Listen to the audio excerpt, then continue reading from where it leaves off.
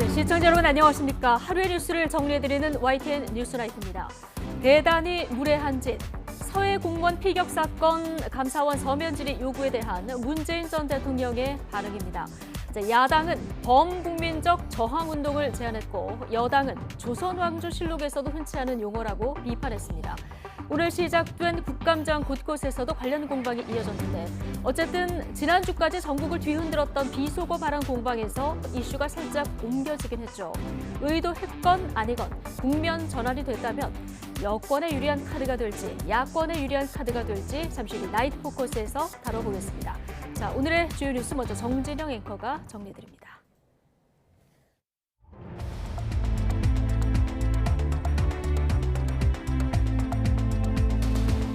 10월 4일 화요일 뉴스나이트 주요 뉴스입니다. 북한이 일본 열도 상공을 넘어 4,500km를 비행한 중거리 탄도미사일을 발사하며 도발 수위를 끌어올렸습니다. 유사시 한반도로 전개되는 미군 증원전력기지 괌 타격 능력을 과시한 것으로 풀이되고 있습니다. 윤석열 대통령은 북한의 도발이 유엔의 보편적 규범을 명백히 위반했다며 결연한 대응에 직면할 것이라고 경고했습니다. 한미 양국은 연합 공격 편대군 비행과 정밀 폭격 훈련을 실시하는 등 즉각 대응했습니다. 현 정부 첫 국정감사가 시작됐지만 순방 논란과 박진 외교부 장관 출석, 문재인 전 대통령에 대한 감사원의 서면 조사 요구 등을 놓고 곳곳에서 기싸움 속에 막말과 고성이 난무하는 등 크고 작은 파열음이 하루 내내 이어졌습니다. 감사원이 서해 공무원 피격 사건을 감사하는 과정에서 중대 위법 사항들을 적발한 것으로 알려졌습니다. 해당 인물들에 대해서는 14일 전후로 수사 의뢰할 방침입니다. 코로나19 유행 감소세가 유지되면서 요양병원과 시설의 대면 접촉 면회가 재개됐습니다. 정부는 올겨울 재유행이 오더라도 잘 이겨내면 내년 3월쯤엔 실내 마스크도 벗을 수 있을 것으로 전망했습니다. 심각한 심야 택시난을 해소하기 위해 정부가 택시 부재를 해제하고 심야 호출료를 최대 2,000원 올리기로 했습니다. 타다나 우버 같은 모델을 활성화하고 심야 대중교통 공급도 확대하기로 했습니다. 오늘 오후 인천에 있는 한 아파트 단지 정문 앞 도로 및 정화조가 폭발을 하면서 동네가 순식간에 아수라장이 됐습니다. 다친 사람은 없었지만 도로가 깨진 채 내려앉고 악취까지 신동해서 주민들이 큰 불편을 겪었습니다. 네, 북한의 도발 수위가 심상치 않습니다. 이번에는 중거리 탄도미사일을 발사했는데 일본 상공을 넘어서 4,500여 킬로미터를 비행한 것으로 파악됐습니다. 우리 군은 연합 공격 편대군 비행과 정밀 폭격 훈련을 실시하는 등 즉각 대응에 나섰습니다. 오늘 첫 소식 한현희 기자가 보도합니다. 최근 잇따라 단거리 미사일을 쏘아 올렸던 북한이 도발 강도를 올렸습니다. 중거리 탄도미사일을 발사한 겁니다. 북한 자강도 무평리 일대에서 발사된 미사일은 고도 970여 킬로미터를 찍고 4,500여 킬로미터를 날아 일본 상공을 통과했습니다. 속도는 약 마하 17로 탐지됐는데 세부 재원은 한미 정보당국이 정밀 분석하고 있습니다. 지난 1월 30일 발사했던 화성 12형으로 추정되는데 북한의 중거리 탄도미사일 IRBM 발사는 약 8개월 만이고 중거리 탄도미사일이 일본 상공을 통과한 것은 지난 2017년 9월 이후 5년 만입니다. 정상 각도가 아닌 고각, 그러니까 높은 각도로 발사해 비행거리를 짧게 조절했던 1월과 달리 이번에는 정상 각도로 조정해 최대 비행거리로 발사했다는 평가가 나옵니다. 거기가 3,400km니까요. 오늘 날아간 것을 보면 충분히 도달하고도 남는 거리고요. 주일 미군 기지들이 전부 다 화성 12형 오늘 날아간 미사일의 사거리 내에 들어가 있는 거기 때문에 일본과 미국에 대한 그런 경고 차원도 같이 있다라고 봐야 되겠죠. 우리 군과 주한미군은 즉각 대응에 나섰습니다. 공군 F-15K 전투기 4대와 미 공군의 F-16 전투기 4대가 한미 연합 공격 편대군 비행을 진행하고 우리 F-15K는 서해 직도 사격장의 가상 표적에 공대지 합동 직격탄, 제2담 2발을 발사하는 정밀 폭격 훈련을 했습니다. 북한의 어떠한 도발에도 단호히 대응하겠다는 의지와 동맹의 압도적인 전력으로 도발 원점을 정밀 타격할 수 있는 능력과 응징 태세를 갖추고 있음을 보여주었습니다. 우리 군은 또 북한의 추가 도발에 대비해 관련 동향을 추적 감시하면서 만반의 대비 태세를 유지하고 있다고 강조했습니다. YTN 한현입니다. 북한의 중거리 미사일 IRBM 발사 직후 국가안보실은 국가안전보장회의 NSC를 열어 중대한 도발로 규정하고 규탄했습니다. 윤석열 대통령 또한 NSC에 참석해 엄정 대응을 지시했습니다. 한미 한일 간 안보실장 통화에서는 다양한 대북 억제 방안을 찾기 위해서 국제사회 협력을 강화하기로 했습니다. 보도에 박소정 기자입니다. 올해 들어서만 탄도미사일 발사 21차례, 윤석열 정부 출범 이후 미사일 발사로는 9번째. 일본 열도를 넘어간 중거리 탄도미사일에 윤석열 대통령은 북한의 무모한 핵 도발이라 규정하고 이같이 경고했습니다. 이런 무모한 핵 도발은 우리 군을 비롯한 동맹국과 국제사회에 결연한 대응에 직면할 것입니다. 오전 9시부터 안보실장 주재로 긴급 국가안전보장회의 NSC 상임위원회가 열렸고 윤 대통령도 회의 중에 참석해 대응 방안을 점검했습니다. NSC는 이번 발사가 UN 안보리 결의를 명백히 위반한 중대한 도발이라며 강력히 규탄했습니다. 지속되는 도발에는 대가가 따른다는 점도 언급했습니다. 북한의 어떠한 도발도 무력화시킬 수 있는 대비 태세를 강조하면서 국제사회와 함께 대북 제재 강화를 포함한 대북 억제 방안을 모색하기로 했습니다.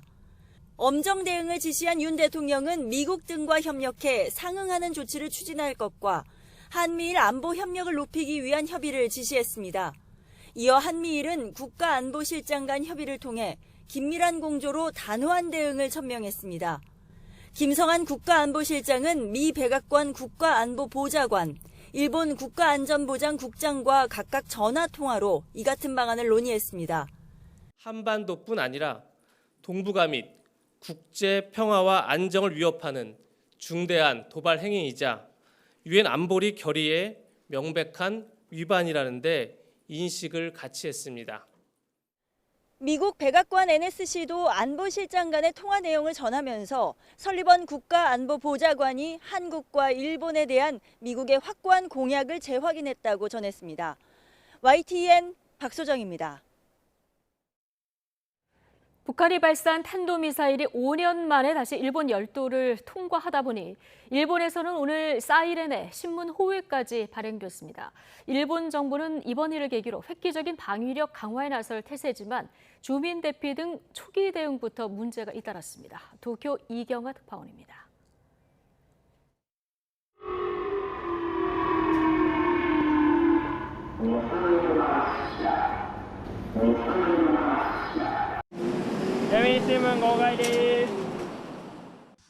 지난 2017년 9월 이후 5년 만에 일본 열도를 통과한 북한의 탄도미사일. 이른 아침 출근길에 예상치 못한 소식을 접한 사람들은 긴장한 기색이 역력합니다.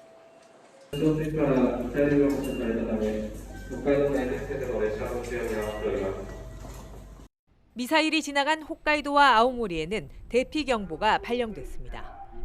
하지만 통과 시각에 임박해 대피하라는 소식을 접한 주민들은 불안을 호소했습니다. 建物地下っていうのがアパートに住んでるのにないので、なんか地下に避難してって言われてもどうしたらいいかっていうのは分からなかったのは正直感想です。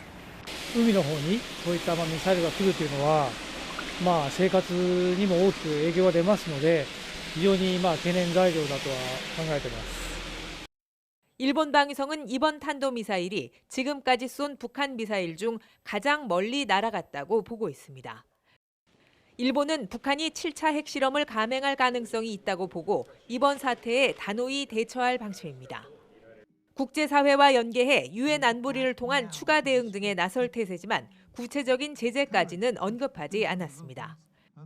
그러면서 방위력 강화에 주력하겠다는 점을 거듭 강조했습니다. 国民の命や暮らしを守るために十分な備えができているのかという問題意識のもと、ミサイルの迎撃能力の向上だけでなく、いわゆる反撃能力を含め、あらゆる選択肢を排除せず、 방위력 강화를 앞세웠지만 미사일 사태 초기 대응에는 문제가 잇따랐습니다. 총리 관저는 주민 대피 지역을 2차례나 수정해 알렸고 장비가 고장나 대피 안내가 이루어지지 못한 곳도 나왔습니다. 집권 자민당 내부에서는 이번 대응에 문제가 없었는지 검증을 요구하는 목소리가 나오고 있습니다. 도쿄에서 YTN 이경아입니다. 오늘 아침 업무 개시 때 이루어지지 않았던 남북 공동연락사무소 간 통화가 오후에 재개됐습니다. 통일부는 오늘 오후 5시 남북 공동연락사무소 간 업무 마감 통화가 정상적으로 이루어졌다고 밝혔습니다. 통일부 당국자는 북측 통신선에 기술적인 장애가 발생하면서 연락사무소 통화가 지연된 것으로 추정된다고 설명했습니다. 앞서 통일부는 오늘 오전 9시 남북 연락사무소 간 통화가 이루어지지 않았고 기계실 간 통화 역시 이루어지지 않았다고 전했습니다. 다만 오늘 서해 군 통신선은 정상적으로 아침 개시 통화가 이루어졌습니다. 윤석열 대통령의 해외 순방 논란을 다루는 국회 외교통일위원회도 여야의 공방으로 종일 몸살을 앓았습니다. 야당은 외교 참사로 몰아붙였고 여당은 거세게 반발하며 파행과 진통이 거듭됐습니다. 황윤태 기자의 보도입니다.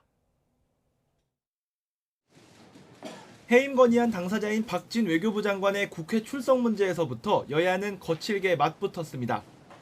굴욕 외교 책임자는 국감장에서 퇴장해야 한다.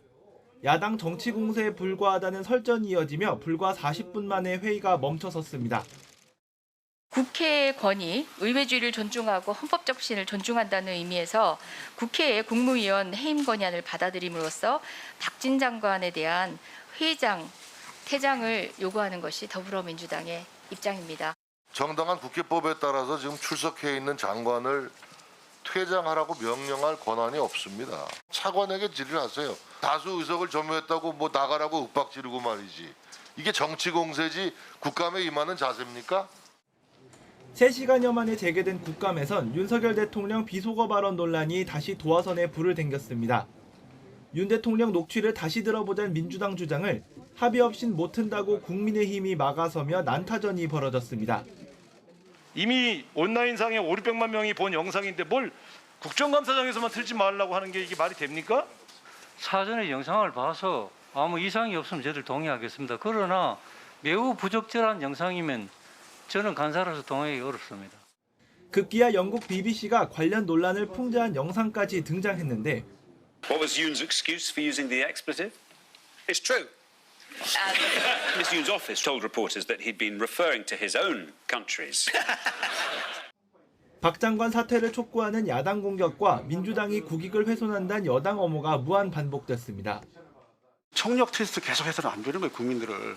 가장 중요한 건 그 발언한 당사자가 아니라고 아닌 거예요. 근데 이걸 계속 이렇게 파생적으로 자꾸 이렇게 확대시키고 이렇게 할 필요가 있는 거냐. 외교 수장으로서 외교 실패에 대한 누군가는 책임을 져야 되고 거기에 대한 수장으로서 우리 박진 장관께서 책임을 져야 된다라고 생각하지 않으십니까? 박진 장관은 우리 외교가 올바른 방향으로 가고 있다며 맡은 소임을 다하겠다고 거듭 강조했습니다. 외교는 정쟁의 대상이 되어서는 안 되며 국익을 위해 초당적으로 접근해야 된다고 생각을 합니다. 윤석열 정부 출범 이후 이제 약 5개월이 되지만은 우리 외교는 올바른 방향으로 가고 있다고 생각합니다. 윤 대통령 비속어 논란이 정쟁을 촉발하는 자동 반사 버튼이 되면서 다른 국감 현안은 제대로 조명받기조차 어려워졌습니다. YTN 황윤태입니다. 여야는 교육부 국정감사에서도 김건희 여사 논문 표절 의혹의 증인 채택 문제로 충돌했습니다. 여당은 이재명 대표의 석사학위 논문이 표절이라고 주장했고 야당은 김건희 여사가 또 다른 논문을 위조한 의혹이 있다고 지적했습니다. 신현준 기자입니다. 교육부 국정감사는 시작부터 김건희 여사의 논문 표절 문제로 여야의 날선 공방이 이어졌습니다. 국민의힘은 야당이 관련 증인 출석 요구안을 단독 채택했다며 날치기라고 비판했습니다. 민주당이 다수의 힘을 이용해서 국정감사 증인을 일방적으로 날치기 처리한 것은 제도 권력을 남용한 명백한 폭력적 행위이며 민주당은 국민대화 숙명여대 총장이 해외 출국을 이유로 불출석을 통보했다며 질타했습니다. 진실을 밝히고 그리고 정리하자. 라는 입장에서 국민대 총장 그리고 관련된 분들을 증인으로 채택했는데 몽골로 또 뭐 미국으로 다 도망가 버렸습니다. 이런 가운데 김건희 여사의 또 다른 논문이 표절을 넘어 위조됐다는 의혹이 나왔습니다. 김 여사가 골프 연습장 이용 만족도 논문을 디지털 콘텐츠 이용 만족도 논문으로 베끼면서 설문조사 데이터를 변경해 사용한 것으로 보인다는 겁니다. 0.1이나 0.2씩 조금씩만 다른데요. 연구의 틀, 연구 내용을 베낀 표절을 넘어서 하지도 않은 조사를 하고 하지도 않은 분석을 한 것처럼 여당은 오히려 이재명 대표의 석사 논문 표절률이 더 높았다며 맞받았습니다. 동일 문장이 무려 84문장이나 발견이 돼서 표절률이 자그마치 27%나 되는 심각한 표절로 나타났죠. 김건희 여사 국민대 박사학위 논문 동일 문장이 16개밖에 없습니다. 이런 논문 표절 의혹에 대해 교육부는 연구윤리 검증은 원칙적으로 대학 등 소속기관의 책임이라며 재검증 계획은 없다고 기존 입장을 재확인했습니다. YTN 신현주입니다. 김건희 여사 논문 표절 의혹과 관련한 교육부 국정감사 핵심 증인들이 일제히 불출석을 통보한 가운데 국민대학교 동문이 동행명령장을 발부하라고 국회에 촉구했습니다. 국민대학교 동문 비대위는 오늘 입장문을 내고 교육부 국감에서 교육위 위원들이 신청한 증인 10명 가운데 8명이 불출석 사유서를 제출했다면서 이는 국회의 감사 권한을 무시한 행동이라고 비판했습니다. 비대위는 또한 이번 증인들이 김 여사 논문 작성 당시 심사를 허술하게 해 논문이 학회에 게재되거나 박사학위를 받도록 한 책임자라고 지적했습니다. 그러면서 국회 교육위는 출석을 거부한 증인들에게 동행명령장을 발부하고 증인들은 국감에 출석해 사실대로 증언하라고 덧붙였습니다. 윤석열 정부에 대한 첫 국회 국정감사 첫날부터 곳곳에서는 신경전이 치열했습니다. 국감장 피켓 시위를 놓고 여야가 공방을 벌이면서 감사가 제때 시작하지 못하는가 하면 회의장 안에서는 여야가 고성을 주고받기도 했습니다. 국감 첫날 이모저모 조성호 기자가 정리했습니다. 법제사법위원회 국정감사장에 민주당 의원들이 문재인 전 대통령에 대한 감사원 감사에 반발해 정치 탄압 중단하라는 피켓을 내겁니다. 그러자 국민의힘 의원들도 정쟁국감 대신 민생국감 하라는 피켓으로 맞불을 놓습니다. 먼저 시작한 것은 민주당이죠. 저희들이 먼저 시작했죠. 근데 야당이 먼저 시작한다고 해서 여당도 또 그렇게 하면 똑같은 거 아니겠습니까? 좀 아니 서로 그러니까 가지고 있는 처지들이 있는 거니까. 대법원 국정감사장에서 누가 누구를 어떤 형태로 정치 탄압한다는 거예요. 감사 시작은 50여 분 미뤄졌고 인사말을 위해 출석한 김명수 대법원장도 머쓱하게 대기해야 했습니다. 행정안전부 국감장에선 민주당 이해식 의원의 이 발언이 여당 의원들 심기를 건드렸습니다. 윤석열 정부가 너무 참 거짓말로 일관합니다. 대통령실 이전 496억이면 괜찮다. 거짓말 아니었습니까? 대통령 취임식 명단 파기했다. 그 거짓말이었고. 대통령께서 저렇게 욕설하고 비속어 논란 일으키는 말을 하셨음에도 불구하고 기억이 안 난다. 국민의힘 이만희 간사가 발끈하며 위원장에게 제지를 요청하자 있지도 않는 사실 내지는 많은 논란이 있는 사실을 단정적으로 말씀하시면서 거짓말 정보로 몰아붙이는 그런 말씀들은 민주당에서 사과를 요구하면서 큰 소리가 오가는 말다툼으로 번졌습니다. 아니 의원들의 얘기를 왜 상대당에서 통제를 합니까? 이만희 간사님은 사과하세요. 의사진행반을 받았잖아요. 법장머리가 없잖아 지금. 누구한테 버르장머리라 그래요 지금? 어디가 감히 의원 발언에 대해서. 어느 감이라니. 과학기술정보통신부 국감에서도 촌극이 빚어졌습니다.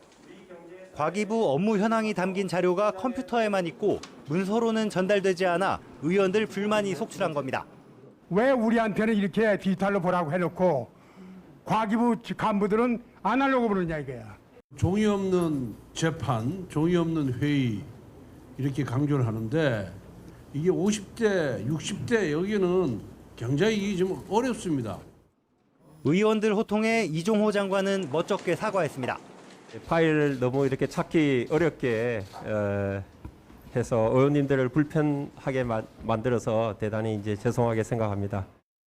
보궐선거로 입성한 민주당 이재명 대표는 국감 대비 무대에서 대통령실 이전 문제로 국방부 장관을 거세게 몰아붙였습니다.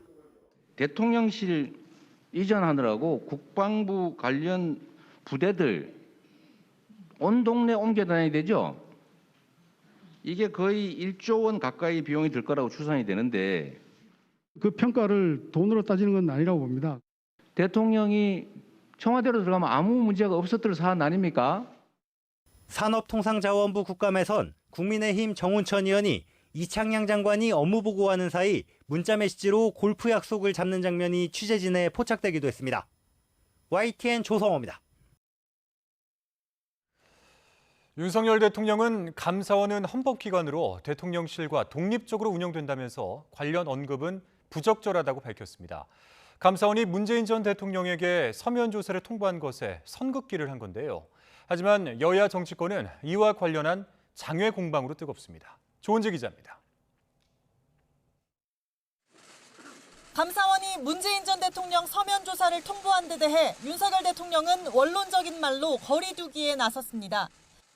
감사원은 헌법기관이고 대통령실과 독립적으로 운영되는 그런 기관이기 때문에 거기에 대해서 대통령이 뭐라고 언급하는 것은 적절하지 않은 것 같습니다. 윤 대통령은 대선 기간 또 취임 후에도 여러 차례 서해 공무원 피살 사건 진상규명에 성역이나 예외가 없다는 뜻을 밝혔습니다. 그 입장이 여전하냐는 우회적 질문에도 일반 원칙이라고 말을 아꼈습니다. 이처럼 대통령실은 선긋기 기조가 뚜렷합니다. 문 전 대통령이 무례한 짓이라고 반발했고 더불어민주당은 범국민 저항운동을 언급했고 시민단체는 22일 촛불 집회까지 예고했는데 대통령실 관계자는 관련 논평 자체가 부적절하다, 따로 논평하지 않겠다고 거듭 강조했습니다. 전선은 국회에서 뜨겁게 불붙었습니다. 정치 탄압 중단하라! 민주당은 전 정권과 야당에 대한 정치 탄압으로 규정하는 동시에 윤석열 정부의 국면 전환용 카드라고 맹공했습니다. 문재인 대통령님을 직접 겨냥한 정치 탄압이 노골화되고 있습니다. 이미 헛발질로 판명난 북풍몰이를 빌미로 해서 전직 대통령에 대해서 보복 감사를 시도하고 있습니다. 반면 국민의힘은 사법질서에 대한 부정이자 내로남불이라며 국가기관의 질문에 무례를 운운한 건 봉건시대 왕의 언어라고 맞받았습니다. 전직 대통령인 문재인에 대해서 특권을 인정해달라는 말씀인지 되묻지 않을 수가 없습니다. 오히려 이렇게 성을 내시는 것이 훨씬 더 이상하게 보입니다. 정치 보복은 있어서는 안 되지요. 대통령실은 여야 대표와 만날 생각엔 변함이 없고 시기를 조율하고 있다고 설명했는데 이 같은 강대강 대치 속에 회동은 당분간 쉽지 않을 거라는 전망이 우세합니다. YTN 조은지입니다. 감사원이 서해 공무원 피격 사건을 감사하는 과정에서 중대 위법 사항들을 적발한 것으로 알려졌습니다. 감사원은 이와 관련해 서해 공무원 피격 사건과 관련한 전반적인 사실관계를 이미 파악하고 있고 다수의 기관장급 관련자 조사 등 필요한 조사는 마친 상태라고 밝혔습니다. 특히 중대 위법 사항이 확인된 인물들은 실질 감사가 끝나는 오는 14일 전후로 수사를 의뢰할 방침입니다.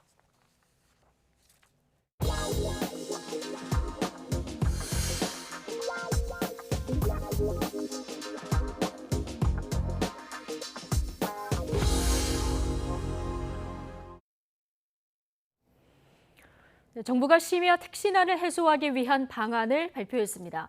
먼저 의무 휴업제인 택시 부재를 해제하고 심야 시간대 호출 요금을 올리기로 했습니다. 또 타다나 우버 같은 모델을 활성화하고 심야 대중교통 공급을 확대하기로 했습니다. 이동우 기자가 취재했습니다. 밤늦은 시간에 택시를 잡으려 안간힘을 쓰지만 쉽지 않습니다. 서울에서 심야에 택시를 호출할 경우 5번 가운데 4번은 실패하며 특히 중단거리는 더욱 어렵습니다. 코로나19 확산 이후 서울의 택시기사가 만여 명이나 급감한 데다 개인 택시기사 중 60대 이상이 77%여서 이들이 심야 운행을 기피하기 때문입니다. 정부는 이 같은 심야 택시난을 해소하기 위해 의무 휴업제인 택시 부재를 해제하고 심야 호출료를 최대 2,000원 올리기로 했습니다. 춘천시는 이미 자체 판단으로 부재를 완전 해지한 경우 바가 있는데요. 그 결과 심야 택시가 30% 공급이 확대되는 그러한 사례가 있었습니다. 호출료의 대부분을 택시기사에게 배분해 처우 개선을 지원합니다. 다만 승차 거부를 방지하기 위해 중계콜 목적지를 표시하지 않고 강제 배차를 합니다. 수익이 높은 심야 시간대만 일할 수 있는 법인 택시 파트타임 근로제도 도입합니다. 택시 회사에 취업할 때 거쳐야 하는 절차도 간소화하고 법인 택시 기사의 출퇴근 편의를 위해 차고지 외 주차와 근무 교대도 가능하도록 했습니다. 타다나 우버 같은 플랫폼 운송 사업도 활성화합니다. 그간의 택시난에는 시장 변화에 탄력적으로 좀 대응하지 못한 그런 측면이 좀 있습니다. 앞으로 정부는 국민을 중심에 두고 불합리한 규제를 개혁하고 민생을 안정시키는 데 최선을 다하겠습니다. 승차난이 심각한 도심에 실시간 호출형 심야 버스도 도입합니다. 서울시는 연말에 올빼미 버스를 증차하고 심야 버스를 연장 운행하며 수도권 전철의 전 노선은 새벽 1시까지 운행합니다. 이와 별도로 서울시는 택시 기본요금을 3,800원에서 4,800원으로 올리는 방안을 추진하고 있습니다. 심야 할증도 밤 10시에서 새벽 4시로 확대하고 할증률도 20에서 40% 차등 적용합니다. 심야 할증 요금은 오는 12월, 기본 요금 인상은 내년 2월부터 적용됩니다. YTN 이동호입니다. 네, 기준금리 인상으로 예금금리가 상승하면서 시중의 자금이 은행 예적금으로 몰리고 있습니다. 지난달 말 기준 5대 시중은행의 정기예금 잔액은 760조 5천억 원으로 한 달 전보다 30조 7천억 원 증가했습니다. 정기적금 잔액 역시 38조 7천억 원에서 39조 3천억 원으로 6천억 원 늘었습니다. 반면 금리가 오르면서 회사채 발행 환경이 나빠지자 은행으로부터 자금을 빌리는 대기업은 증가하는 추세입니다. 5대 은행의 대기업 대출 잔액은 8월 말 96조 7천억 원에서 지난달 말 100조 4천억 원으로 한 달 만에 3조 7천억 원 증가했습니다. 인천에 있는 한 아파트 단지에서 정화조가 폭발하는 사고가 일어났습니다. 다친 사람은 없었지만 주변 아스팔트 도로가 내려앉는 등 주민들이 큰 불편을 겪었습니다. 김태원 기자의 보도입니다. 인천 작전동에 있는 아파트 앞 도로. 포탄을 맞은 듯 산산조각이 난 도로가 전쟁터를 방불케 합니다. 통제선 너머로 아스팔트 도로가 내려앉았고 주변으로는 깨진 도로 잔해들이 널브러져 있습니다. 도로 옆에 세워져 있던 화분들도 모두 쓰러져 있고 폭발 현장에서 불과 몇 미터 떨어진 곳에는 깨진 맨홀 뚜껑 테두리가 이렇게 놓여 있습니다. 사고가 난 건 오후 2시 40분쯤. 도로 및 정화조가 폭발하면서 조용하던 마을이 순식간에 아수라장이 됐습니다. 펑 하는 폭발음과 함께 악취가 진동했고 분출된 가스는 분수처럼 솟구쳤습니다. 아이들 수업하고 있는데 창문으로 하얗게 이제 분출이 되는 모습이 보여서 밖에 보고선 이제 가스 냄새가 나가지고 바로 112하고 119에 신고를 하게 됐습니다. 맨홀 뚜껑이 날아갈 정도로 큰 충격에 자칫 인명피해가 날 뻔한 아찔한 상황. 재활용을 버리러 가다가 폭발음을 들었는데 폭발음을 듣고 건물 무너질 때처럼 잔해가 엄청 나더라고요. 초등학교 친구들이 학원 가고 하원 시간이란 말이에요. 다행히 추가 폭발 위험은 크지 않습니다. 경찰과 소방은 다만 불이나 전기가 닿으면 2차 사고로 이어질 수 있는 만큼 사고 현장을 통제했습니다. 정화조에선 늘 유독가스가 발생해 종종 폭발 사고가 나는 만큼 정기적인 환기와 청소는 필수입니다. 폐가 일어나면은 메탄가스, 황화수소, 암모니아 이런 것들이 잔뜩 생겨요. 정화조에서 작업을 할 적에 우선 배기를 굉장히 신경을 써야지 되고요. 전문가들은 또 가스 주변에선 작은 담뱃불이나 전기 스파크로도 큰 불이 날 수 있기 때문에 주의를 기울여야 한다고 지적했습니다. YTN 김태원입니다. 코로나19 유행 감소세가 안정적으로 유지되면서 요양병원과 시설의 접촉 면회가 다시 허용됐습니다. 그동안 투명 가림막 사이로 얼굴만 봐야 했던 가족들은 손을 꼭 잡고 따뜻한 시간을 보냈습니다. 김평정 기자가 취재했습니다. 야윈 얼굴의 아버지를 보자마자 딸의 눈엔 눈물이 차오릅니다. 코로나 때문에 3년 만에 호주에서 들어왔는데 출국 직전에 다행히 접촉 면회를 할 수 있었습니다. 출국하면 당분간 또 못 볼 거란 생각에 손을 꼭 붙잡고 서로의 정을 나눕니다. 나도 보고 싶을 거야. 진짜? 고마워. 다음번에는 나 잊어버리면 안 돼? 2달 넘게 중단됐던 요양병원과 시설의 접촉 면회가 다시 허용됐습니다. 자가검사 키트로 음성이 나오면 직접 만나서 손을 잡고 안아볼 수 있습니다. 마스크를 써야 하고 음식을 함께 먹을 수는 없지만 눈을 맞추고 만질 수 있다는 게 행복합니다. 이제 오늘부터서 엄마 이제 매일같이 볼 수가 있어요. 요양병원과 시설에 입원 입소자들은 이제 접촉 면회뿐 아니라 외출과 외박도 가능합니다. 다만 4차 접종을 마쳤거나 2차 접종 후 확진된 경우로 한정되고 복귀할 때는 신속 항원 검사를 받아야 합니다. 다음에 오면은 외출도 하고 면회도 한다니까 다음에는 어디 나가서 바람이나 좀 같이 쐬고 오시자고. 면회 온 가족들은 가림막 너머가 아니라 직접 마주하게 되는 것만으로도 부모님의 건강이 더 좋아질 수 있을 거라고 기대했습니다. 손을 못 잡고 바깥에서 보니까 못 알아보더라고요. 저를 못 알아보는데 오늘은 이렇게 보니까 눈을. 정부는 올겨울 코로나19 재유행이 오더라도 잘 이겨내면 내년 3월쯤엔 실내 마스크도 벗을 수 있을 것으로 전망했습니다. YTN 김평정입니다. 조국 전 법무부 장관의 부인 정경심 전 동양대 교수가 수감 650일 만에 일시적으로 풀려났습니다. 건강 악화를 호소한 정 전 교수 측의 신청을 검찰이 받아들여서 한 달간 형 집행정지를 허가했습니다. 우철희 기자입니다. 정경심 전 교수의 일시 석방 여부를 결정하기 위한 형 집행정지 심의위원회가 한 달 보름 만에 다시 열렸습니다.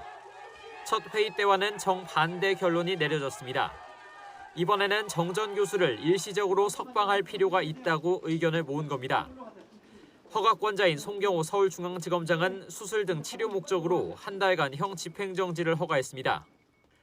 검찰 관계자는 정 전 교수 측이 허리 디스크 진단서만 제출한 이전과 달리 이번엔 수술 일정을 잡았다면서 수감 생활이 어려운 만큼 형 집행정지가 필요하다는 심의위 의견을 수용한 것이라고 밝혔습니다. 이로써 정 전 교수는 수감 650일 만에 풀려나게 됐습니다. 정 전 교수는 지난 2020년 12월 자녀 입시 비리와 사모펀드 혐의 관련 1심에서 징역 4년을 선고받고 법정 구속된 뒤 형이 확정돼 서울구치소에서 1년 11개월째 복역해왔습니다. 그러나 정 전 교수는 복역 과정에서 여러 차례에 걸친 낙상 사고 이후 허리 디스크 파열과 협착, 하지 마비와 뇌종양, 뇌경색 등으로 수술과 치료가 필요하다고 호소해왔습니다. 지난 8월 형 집행정지를 신청했지만 받아들여지지 않자 지난달 다시 신청했습니다. 정 전 교수는 최근 부부가 함께 받는 다른 입시비리 혐의 재판에서 증상 악화를 호소하면서 잇따라 휴식과 연기를 요청해 재판부도 정 전 교수 재판을 먼저 끝낸다는 방침을 세웠습니다. 정 전 교수 측 변호인은 늦었지만 지금이라도 제대로 치료받을 수 있게 돼 다행이고 석방 결정에 감사하다면서 치료와 재활에 전념하는 동시에 재판에도 차질이 없도록 하겠다고 밝혔습니다. 외부 병원에서 치료 중 석방 결정을 들은 정 전 교수는 구치소로 돌아가지 않고 조만간 수술을 받을 예정입니다.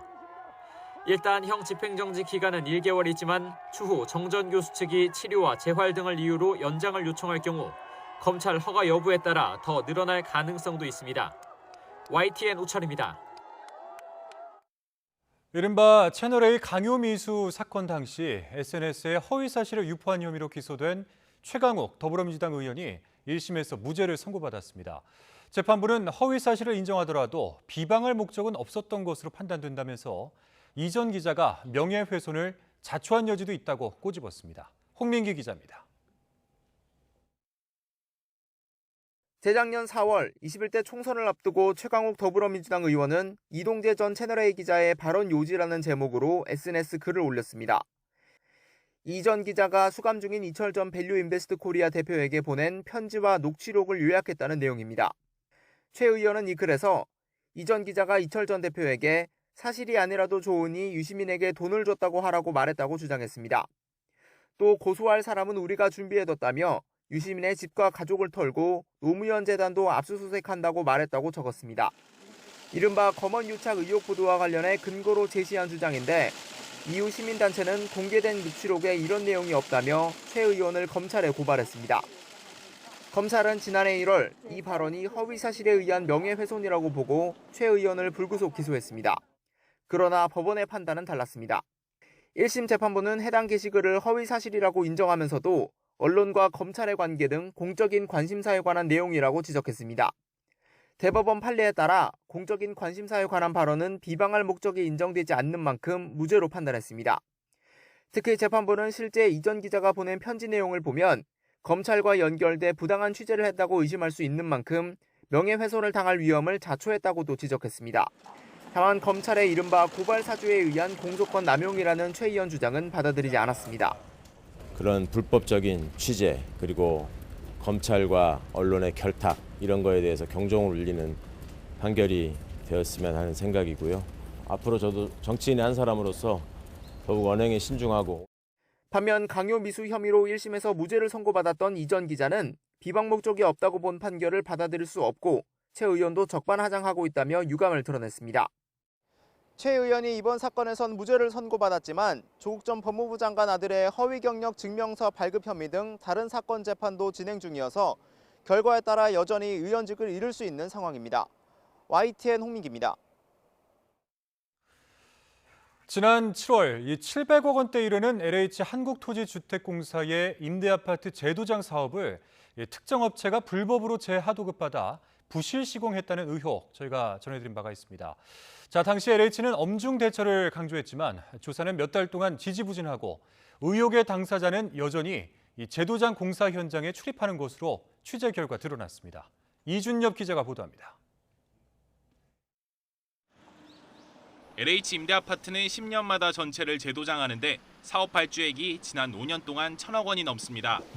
이 가운데 700억 원 이상을 A공영이라는 회사가 불법으로 재하도급해 부실 시공을 해왔다는 의혹이 제기됐습니다. 시방서에 명시된 것보다 저급한 자재를 이마저 부족하게 사용하다 보니 1년도 되지 않아 칠이 벗겨지기도 했습니다. 지난 7월에 YTN이 의혹을 처음 보도하자 LH는 전수조사를 약속했습니다. 취재진은 신속한 조사를 돕기 위해 지난 5년 동안의 부실 시공 의심 현장 74곳 목록과 A공영 관계자 이름이 담긴 조직도를 공사 측에 전달했습니다. A공영 외에 다른 두 업체가 불법 하도급을 여럿 받아냈다는 정황도 포착해 의심 현장 목록을 넘겼습니다. 보도 석 달이 지나 실태를 점검해봤습니다. 더불어민주당 한준호 의원실이 지난주 성남의 재도장 현장을 방문해 확보한 현장 소장 명함입니다. 사업을 원래 낙찰받은 업체인 비건설 소속 기술이사로 표기돼 있습니다. 그런데 명함의 주인 백모 씨는 A공영이 재하도급 받은 업체에서 줄곧 현장 소장을 맡아온 부실시공 장본인입니다. 취재진이 넘긴 명단에 백 씨도 포함됐는데도 명함을 파고 버젓이 출입하는 겁니다. LH는 또 전달한 의심 현장 74곳 가운데 38곳만 지금까지 조사했는데 이조차 불법 재하도급 여부는 확인했지만 부실 시공 여부를 파악하기 위한 품질 검사는 아직도 마무리하지 못했습니다. 관리 부실과 유착 의혹이 제기된 직원 가운데는 2명에 대해서만 1개월 감봉 처분에 그쳤습니다. 첫 번째는 공정하지가 못하고 그리고 하자가 굉장히 많이 생기고 있고 이로 인해서 세금 낭비가 벌어지고 있습니다. 저희 의원실 내에서도 그렇고 지속적으로 국감에서 문제 제기를 하고 챙겨가도록 하겠습니다. LH는 한정된 인력과 장비 탓에 차례대로 품질 검사를 진행하고 있다면서 오는 10월 말까지는 검사를 모두 마무리하겠다고 밝혔습니다. 또 불법 재하도급 등 비위에 대해서는 경찰에 수사 의뢰하고 무관용 원칙으로 대응하겠다고 설명했습니다. 그동안 LH 감사실에서 불법 재하도급으로 처벌한 현장은 단 한 곳. 그런데 YTN 취재로 시작된 감사에서 지금까지 새로 드러난 사업만 36건에 달합니다. YTN 이준엽입니다. 국민건강보험공단에서 최근 발생한 46억 원 규모의 역대 최대 횡령 사건에 앞서 지난 12년간 5건의 유사 사례가 있었던 것으로 나타났습니다. 국회 보건복지위 소속 더불어민주당 김원희 의원이 건보공단에서 제출받은 자료를 보면 지난 2010년부터 올해까지 직원이 횡령이나 유용, 배임 혐의로 적발돼 처벌받은 사례는 모두 5건입니다. 당사자들은 모두 해임되거나 파면됐고 특히 허위 전산 입력으로 요양비를 신청해 차명 계좌로 97차례에 걸쳐 2억여 원을 빼돌린 직원은 징역 3년형을 선고받기도 했습니다. 신당역 스토킹 살인 사건을 저지른 전주환이 이전에 피해자를 스토킹하고 불법 촬영을 한 혐의로 1심에서 징역 9년을 선고받은 데 불복해서 항소했습니다. 전주환은 1심 선고 다음 날인 지난달 30일 서울 서부지방법원에 항소장을 냈습니다. 서부지방법원은 지난달 29일 불법 촬영과 스토킹 처벌법 위반 혐의로 기소된 전 씨에게 징역 9년과 스토킹 치료 80시간, 성범죄 치료 40시간을 선고했습니다. 네, 다음 소식입니다. 수십 년 동안 자신의 출연료 등 100억 원 이상을 횡령한 혐의로 친형을 고소한 방송인 박수홍 씨가 검찰 대질 조사 과정에서 아버지에게 폭행까지 당했습니다. 조사실에서 만나자마자 이 험한 말과 함께 폭행을 가한 것으로 알려졌는데요. 박수홍 씨 측은 어릴 때도 여러 차례 위협을 받았다고 주장했습니다. 강민경 기자의 보도입니다. 방송인 박수홍 씨가 아버지에게서 폭행을 당한 건 서울 서부지방검찰청 조사실입니다. 자신의 출연료와 회사 돈을 횡령한 혐의로 구속된 박 씨 형과 형수, 그리고 아버지가 함께한 자리였습니다. 박 씨 변호인은 박 씨가 아버지와 형수가 모인 대질 조사에 참석하자마자 아버지에게서 험한 말과 함께 정강이를 걷어차였다고 밝혔습니다. 이어 아버지가 흉기로 찌르겠다고 위협하자 박 씨는 정신적 충격으로 쓰러졌고 인근 병원으로 옮겨져 치료를 받았습니다. 박 씨는 재작년 코로나가 확산하자 착한 임대인 운동에 동참하려 했다가 매니저 역할을 해온 친형이 출연료를 빼돌려왔다는 걸 처음 알게 됐습니다. 친형 부부가 약 30년 동안 횡령한 걸로 추정되는 회사 돈과 출연료는 약 116억 원. 검찰은 지난달 횡령 혐의로 친형을 구속해 조사 중인데 이날 대질 조사 과정에서 친부가 박 씨를 폭행한 겁니다. 박 씨 변호인은 아버지가 모든 횡령과 자산 관리를 자신이 했다고 주장한다고 설명했습니다. 가족 사이의 사기나 절도, 횡령 등의 혐의가 적용되지 않는 법률 조항을 악용해서 아버지가 죄를 뒤집어 쓰려 한다고 주장하고 있습니다. 아버지는 친족 상돌의 적용을 받기 때문에 아버지가 다 그러시다 하더라도 형사적 처벌을 받지 않거든요. 박수홍 씨 변호인은 어린 시절에도 아버지가 흉기로 위협하고 성인이 된 후에도 집 앞에 망치를 들고 찾아왔다고 전했습니다. 실제로도 어린 시절에 칼로 많이 위협을 하셨다고 합니다. 그런 상황에서 이제 박수홍 씨가 절규를 해요. 어떻게 나는 평생을 가족들을 먹여 살렸는데. 박 씨가 아버지의 이번 폭행에 대해 법적 조치를 할지 여부는 아직 결정되지 않았습니다. 이런 가운데 검찰은 친형이 박 씨 명의로 사망보험 8개를 들어놓고 14억 원에 달하는 보험료를 내게 한 뒤 수혜자를 부모 명의로 해놓은 데 대해서도 수사를 확대하고 있습니다. YTN 강민경입니다.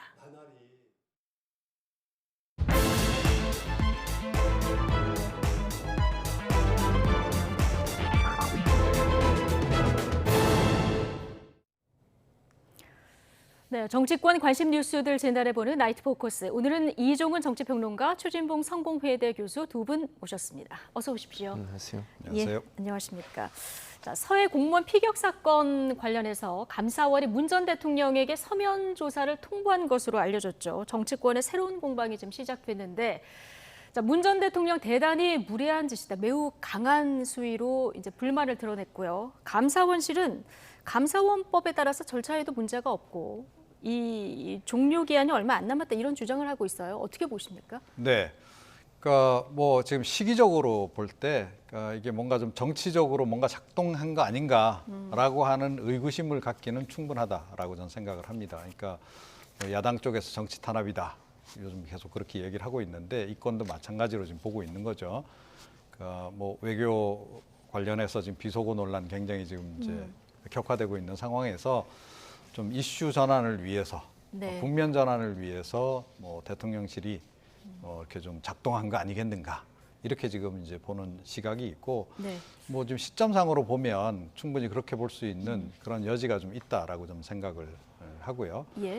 그리고 이제 감사원이 꼭 그 문재인 대통령에 대한 서면 조사가 이 시점에 필요했는가도 사실은 좀 고려해 봐야 될 부분이 있습니다. 예. 물론 이제 감사원 측의 설명에 따르면 14일 날까지 실질 감사를 좀 끝내야 하기 때문에 그 전에 문재인 전 대통령에 대해서 조사를 또 그냥 넘어갈 수는 없었기 때문에 예. 뭐 진행을 한 거다라고 얘기를 하는데 뭐 사실은 그 전에 좀 이뤄진 뭐 그 서훈 전 실장 조사라든가 또 박지원 전 원장 조사라든가 이것도 본인들이 응하지 않았거든요.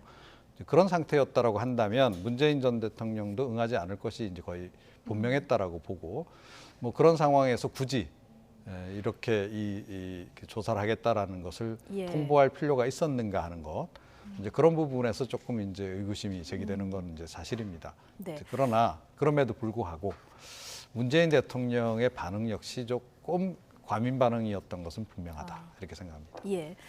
자, 일단 지금 말씀해 주신 대로 서훈 전 안보실장, 박지원 전 국정원장 자, 조사에 응하지 않았기 때문에 건너뛰고 상급자에게 질문지를 보낸 이 부분 때문에 민주당에서는 절차상으로도 좀 맞지 않는다 이렇게 주장하는 것 같아요. 그렇죠. 그렇게 주장을 하죠. 사실은 이제 밑에서부터 수사를, 왜냐하면 실무자들부터 조사를 해야 되지 않겠습니까? 대통령이 뭐 최종 결정을 하실 수 있겠지만 또 어떤 보고 라인을 통해서 어떤 내용이 들어갔는지. 왜냐하면 초기에 사실 이 문제가 발생했을 때 국방부하고 국정원 이런 이제 합심조에서 수사하고 조사한 내용들이 국정상황실로 보고가 됐을 것이고 그 보고 내용을 대통령이 받으셨을 거예요.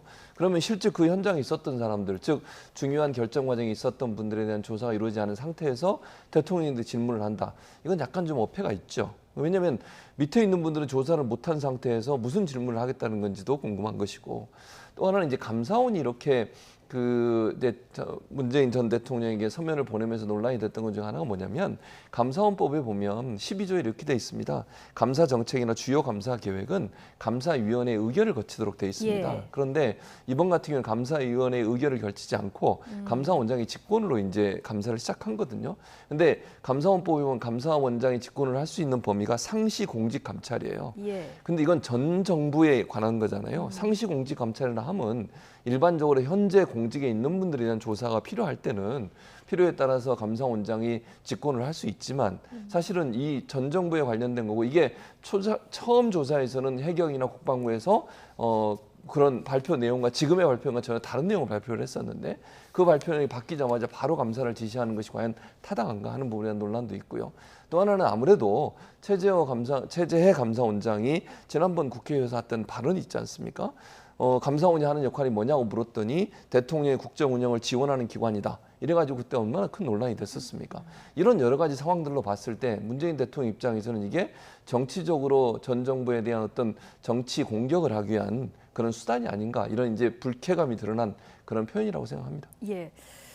자, 어쨌든 감사원은 전직 공무원에게도 답변을 요구할 수 있다. 뭐 이런 입장을 보이고 있는데요. 지난 7월 19일에 감사에 착수했죠. 지금 2달 반 만에 문재인 대통령에게 서면으로 답하라 이렇게 질의서를 보낸 건데, 자 그러면 감사원이 문 전 대통령을 통해서 꼭 확인해야 될 내용은 어떤 겁니까? 그러니까 뭐 확인해야 될 것은 뭐 가장 결정적인 대목은 그러니까 이게 이제 지금 자진 이제 월북한 것으로 지금 판단을 내렸던 거 아니겠습니까? 이제 그 부분이 되는 거죠. 그렇게 판단을 내린 근거. 그 다음에 이제 북측 해역에 있는 것이 확인이 되고 난 이후에 사망하기까지 상당한 시간이 보고를 받고 사망하기까지. 그렇죠. 사망하기까지 상당한 시간이 이제 있었던 것이고 문재인 전 대통령에게 서면 보고 들어간 게 3시간 전이었던 것으로 지금 이제 일단은 공식적으로 확인이 된 상태란 말이죠. 그러면 그 3시간 동안에 아무런 조치를 취하지 않은 부분 관련해서 왜 조치를 취하지 않았는지 이 부분에 대해서 아마 묻고 싶지 않았나 이렇게 좀 생각이 들고요. 예. 그러니까 이게 아마 그 사전에 뭐 서훈 전 실장이나 뭐 박지원 전 원장 조사가 제대로 이루어졌으면 굳이 뭐 문재인 전 대통령에게까지 질문을 안 던져야 됐을 수도 있다라고 봐요. 그런데 이제 그 조사가 조금 미비했기 때문에 그리고 어찌됐건 확인해야 될 것은 확인해야 되는 상황이기 때문에 절차상 아마 제가 보건대는 거부할 거라고 아마 감사원 측도 알았을 것 같아요. 예상을 하고 보낸 거다. 예, 그럼에도 불구하고 그냥 넘어갈 수는 없기 때문에 절차상 좀 이렇게 서면 질의를 지금 시도했던 게 아닌가 이렇게 생각을 합니다. 감사원이 전직 대통령에게 이렇게 질의서를 보낸 게 역대 한 4번 정도 되는데요. 2번은 답변을 했고 2번은 수령을 거부한 것으로 좀 알려졌습니다. 앞선 사례들하고 이번 사례들의 차이점이 좀 있습니까? 이제 앞선 사례하고 지금 사례들이 다 차이가 있을 수밖에 없는데 말씀하신 것처럼 1993년 노태우 대통령 전 대통령 7비리 관련해서 답변을 했었고요. 그 당시에는 감사원 질의에. 그리고 1998년도에 김영삼 대통령 같은 경우에 외환위기 관련해서 답변이 있었고요. 그리고 나머지 2번 2017년에 이명박 전 대통령 4대강 의혹 관련해서는 수령을 거부하셨고요. 2018년 박근혜 전 대통령 국방 관련 질의서에도 수령을 거부를 했습니다.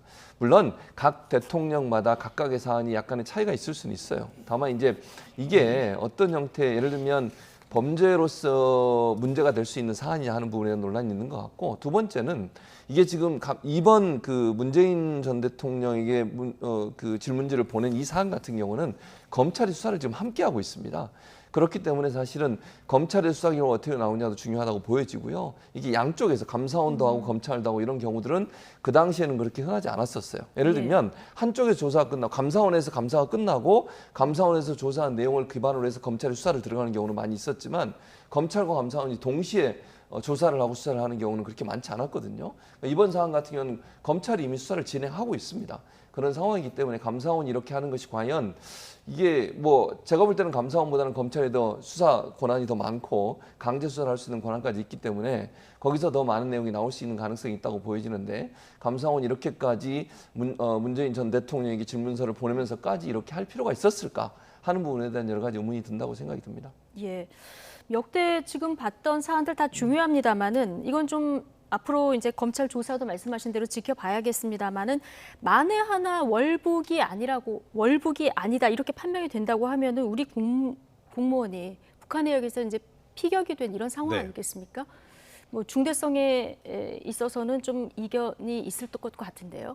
네, 그렇습니다. 그런데 지금 감사원에서 지금 현재까지 그 언론을 통해서 공개한 바로는 아마 여러 명을 그 수사를 해야 된다는 의견으로 아마 지금 중간 보고서를 낼 것 같습니다. 그래서 혐의가 상당히 좀 있다라고 좀 보는 것 같아요. 그러니까 그런 월북으로 판단을 내리는데 상당한 그 무리가 있었다 이렇게 지금 이제 보는 거 아닌가 싶습니다. 적어도 감사원은 그런 쪽으로 아마 결론을 내릴 것 같고, 그 연장선에서 그 당시에 이제 이런 어찌됐건 보고를 그때 계속 주고받았던 상황이기 때문에 그 보고 선상에 있었던 사람들, 또 최종적으로 월북으로 판단 내리게끔 하는데 작용을 했던 인물들, 그런 인물들에 대해서는 검찰 조사 당연히 요청할 가능성이 있다.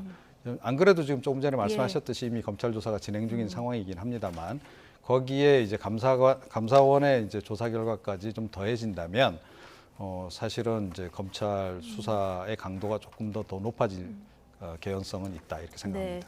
14일 전후에 이제 감사원이 결과를 내놓으면서 관련 인물들 수사를 의뢰할 방침이다 이렇게 알려졌는데, 자, 이거 어디까지 수사를 의뢰할까요? 그러니까 제가 볼 때는 아마 관련된 분들에 대한 조사를 할 거예요. 심지어는 지금 잘 아시는 것처럼 대통령 기록관실에도 압수수색을 했었어요. 거기서도 제가 볼 때는 거기서 이미 정보가 다 나와야 돼요. 만약에 거기서 문제가 있었다면 이미 대통령 기록관실에는 다 대통령이 무슨 지시를 했고 어떤 내용이 그게 다 나와 있었지 않겠어요?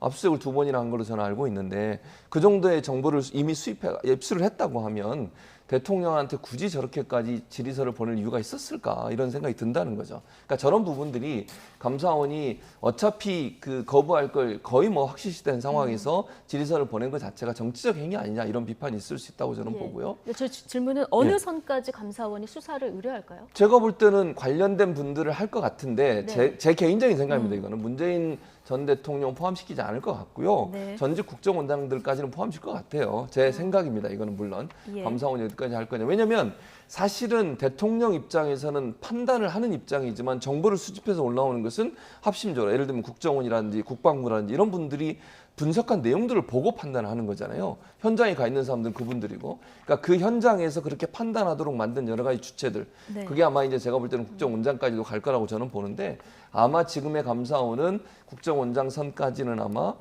수사가 필요하다고 또는 기소가 필요하다는 그런 형태의 어떤 내용으로 보고서를 작성하지 않을까 그렇게 예상이 됩니다. 예. 자, 어쨌든 서면 질의 요구에 대단히 무례한 짓이다. 평소 문재인 전 대통령이 쓰던 말투와는 좀 거리가 있는 그런 워딩이죠. 자, 복심 윤건영 의원은 문재인 전 대통령 입장을 이렇게 전했습니다. 직접 듣고 오시겠습니다. 대통령께서는 감사원의 행태가 대단히 무례한 것이다라고 말씀하셨고요. 아무래도 하실 말씀은 많은 듯 보였지만 굉장히 절제하시는 듯한 모습이었고 작금의 감사원이 권력의 사냥개라도 된 듯이 이렇게 나서는 형국을 보면서 여러모로 참담한 심정이지 않았을까 추측을 해봅니다. 그럼 문재인 전 대통령 무례하다라고 하나 이 짧은 그 언급 이외에는 더 구체적인 언급은 없었다고 합니까? 구체적인 언급이 있었는데 말씀드리기는 좀 제한적인 것 같고요. 아 그래요? 네. 더 이제 그 이야기는 있었다. 혹시 네. 의원? 네. 자, 이 표현을 문 전 대통령이 이제 직접 썼다는 건데요. 그러니까 박수현 전 청와대 대변인은 모욕을 느끼신 듯하다. 그리고 조응천 의원은 극대노하신 듯하다. 이렇게 이제 해석을 한 상황인데. 자, 이종훈 평론가께서는 앞서 감사원이 이 시기에 굳이 서면 질의서를 보냈어야 했냐 여기에 질문도 던지셨지만 문 전 대통령의 발언 수위도 좀 넘친다 이렇게 평가를 해주셨거든요. 최준봉 교수님 보시기엔 어떻습니까? 그러니까 이게 이제 무례하다는 이 표현만 가지고 지금 문제를 삼는데 저는 예. 이제 이 표현 자체가 이게 정치적 목적을 가지고 문재인 전 대통령을 공격하는 의도가 있다고 분석이 됐다고 저는 생각해요. 그래서 이 표현을 썼다고 생각하거든요. 그러니까 문재인 전 대통령께서 어떤 표현을 쓸 때는 그 표현이 함축하고 있는 의미라고 하는 것이 결국은 이게 사실은 결정사항이 문제가 없는 것으로 본인은 알고 있는데 거기에 대해서 이렇게 정치적으로 뭐 압수수색을 대통령 기록관실까지 하면서 예. 이렇게 갑자기 입장을 바꾸고 해경이 입장을 바꾼 이후에 바꾸자마자 감사원과 검찰이 갑자기 수사를 시작했고 조사를 시작한 이 상황 모든 것이 정치적 의도와 목적을 가지고 한 게 아니냐 이렇게 판단이 된 걸로 보여져요. 그래서 거기에 대한 어떤 그 표현을 하신 방식이 저는 무례하다는 표현을 썼다고 저는 생각합니다. 그래서 이제 요 말 가지고 자꾸 이제 공격을 하시는데 저는 그 표현이라고 생각해요. 정치적 의도와 목적이 있는 감사고 그 감사에 대해서 상당히 불쾌감을 표현했다. 이렇게 이해하는 것이 맞다고 생각합니다. 예. 자, 민주당에서는 국감이 끝나고 나면은 감사원을 공수처에 고발하겠다. 자, 이런 입장도 보이고 있고요. 박범계 의원은 범국민적인 저항운동 이런 표현까지 썼거든요. 이 민주당에서는 좀 촛불 집회 이런 것까지 염두를 해두고 있는 걸까요? 그렇습니다. 그래서 이제 그 촛불 집회 안 그래도 지금 진보 단체들이 시작을 한 상태죠. 네. 그러니까 거기에 이제 좀 더 이제 기름을 붓고 싶은 그런 심정일 거라고 좀 봅니다. 그래서 촛불 집회가 점점 더 커져서 뭐 윤석열 대통령 퇴진 운동으로 연결되기를 바라는 이제 그런 그 바람이 지금 상당히 좀 담겨 있는 그런데 뭐 지난번에도 제가 한번 말씀드린 적이 있는데 요즘에는 민주당이 너무 좀 앞서가는 것 같아요. 예. 그래서 뭐 탄핵 얘기도 먼저 좀 거론하는가 하면 촛불 관련해서도 너무 좀 본인들이 오히려 좀 끌고 나가려고 하는 그런 이제 그 자세를 보이는데 그게 과연 바람직한지 잘 모르겠습니다. 오히려 더 오해받을 행동이다. 저는 그렇게 생각해요. 그러니까 지난 정부에서 있었던 뭐 권력형 비리 수사 관련해서 뭐 그것 집권 내내 논란이 있었는데 지금 계속 이거를 뭐 촛불 벌써 거론하고 탄핵 거론하고 이런 식으로 하면 결국 본인들이 죄를 그만큼 더 많이 지었다라는 얘기를 자인하는 꼴이나 다름없다라고 저는 생각을 해요. 그래서 본인들이 지은 죄가 없으면 뭐 아무리 정치 탄압을 하려고 한들 할 거리가 있겠습니까? 그렇기 때문에 좀 과도하게 과민 반응을 보이는 것은 오히려 오해를 좀 유발할 수 있고 더 불리하게 작동할 수도 있다라고 하는 거 좀 말씀드리고요. 예. 문재인 전 대통령도 마찬가지라고 생각합니다. 그러니까 굳이 뭐 무례라고까지 이걸 표현할 필요가 있었을까? 그냥 담담하게 뭐 별로 내가 해줄 얘기가 없다. 난 정상적으로 처리했다라고 응답을 하셨어도 뭐 별 문제가 없었을 사안인데 굳이 이렇게 무례하다 이렇게 반응을 보이시니까 이거 뭐가 있기 때문에 이렇게 과민 반응 보이는 거 아닌가라고 하는 그런 일각의 예. 그 시각도 좀 제기가 된다는 거죠. 그래서 좀 너무 이 최근 들어서 이 민주당이 정치 탄압 프레임에 대한 약간의 강박 같은 게 좀 너무 과하게 좀 작동하는 게 아닌가 예. 개인적으로는 그렇게 생각하고 있습니다. 예. 너무 앞서 나가는 반응들 민주당이 불리하게 작용할 수도 있다 이런 의견을 주셨는데 어쨌든 문 전 대통령과 민주당은 강경 반응을 보이고 있는데 이 이면에는 노무현 전 대통령 트라우마가 좀 자리하고 있다 이런 분석도 일각에서 나오는데 동의하십니까? 뭐 꼭 그렇다고는 보지 않습니다. 저는 이 사안은 이제 노무현 전 대통령 사안과는 좀 다르다고 저는 개인적으로 생각을 하는데요. 왜냐하면 이제 당시에도 물론 노무현 전 대통령 관해서 가족 관련된 여러 가지 비리 의혹들을 조사하고 수사하다가 그런 이제 불행한 일이 일어났지 않습니까? 근데 이제 이번 사안 같은 경우는 정책과 관련된 부분이에요. 그러니까 국가가 운영되는 과정에서 청와대나 아니면 정책기관에서 어떤 행동을 했고 그것이 어떤 문제가 있느냐 하는 문제인데 이거는 첨예하게 지금 의견이 부딪히고 있는 부분이고 민주당 같은 경우에는 SI 정보까지 다 공개해서라도 문제를 밝히자고 얘기를 하고 있습니다. 국민의힘은 지금 그걸 안 받고 있는 거죠. SI 정보라고 하는 것은 이게 사실은 이분이 정말 자진으로 간 거냐 아니면 정말 그게 아니고 실수로 이제 북한 영역으로 간 거냐 하는 부분은 모르지 않습니까? 지금 그걸 밝힐 수 있는 방안이 결국은 SI 정보, 즉 감청 자료라고밖에 볼 수 없을 텐데 그게 어느 정도 공개가 되면 국민적으로도 이해가 되는 부분이 있을 거라고 생각해요. 근데 민주당은 그것까지도 좀 공개하자고 주장을 하고 있어요. 예. 저는 그래서 이게 이제 이렇게까지 문제가 되면 SI 정보라도 좀 공개해서 어떤 내용이 오갔고 대체 왜 그때 그 당시에 그러면 이분이 이제 자진월북이라고 하는 그런 결론까지 나오게 됐는지 하는 부분을 살펴봐야 한다고 봅니다. 그리고 지금 뭐 그 전에 판단이 내렸던 그 상황에서는 SI에서 나온 여러 가지 정보들 때문에 그렇게 했다고 얘기하니 예. 그 내용이 뭔지는 최소한 뭐 국회의원이든 아니면 유가족들은 들어야 된다 저는 그렇게 봐요. 그래서 그게 정말 그렇게 생각할 수 있을 정도의 증거가 되는 것인가?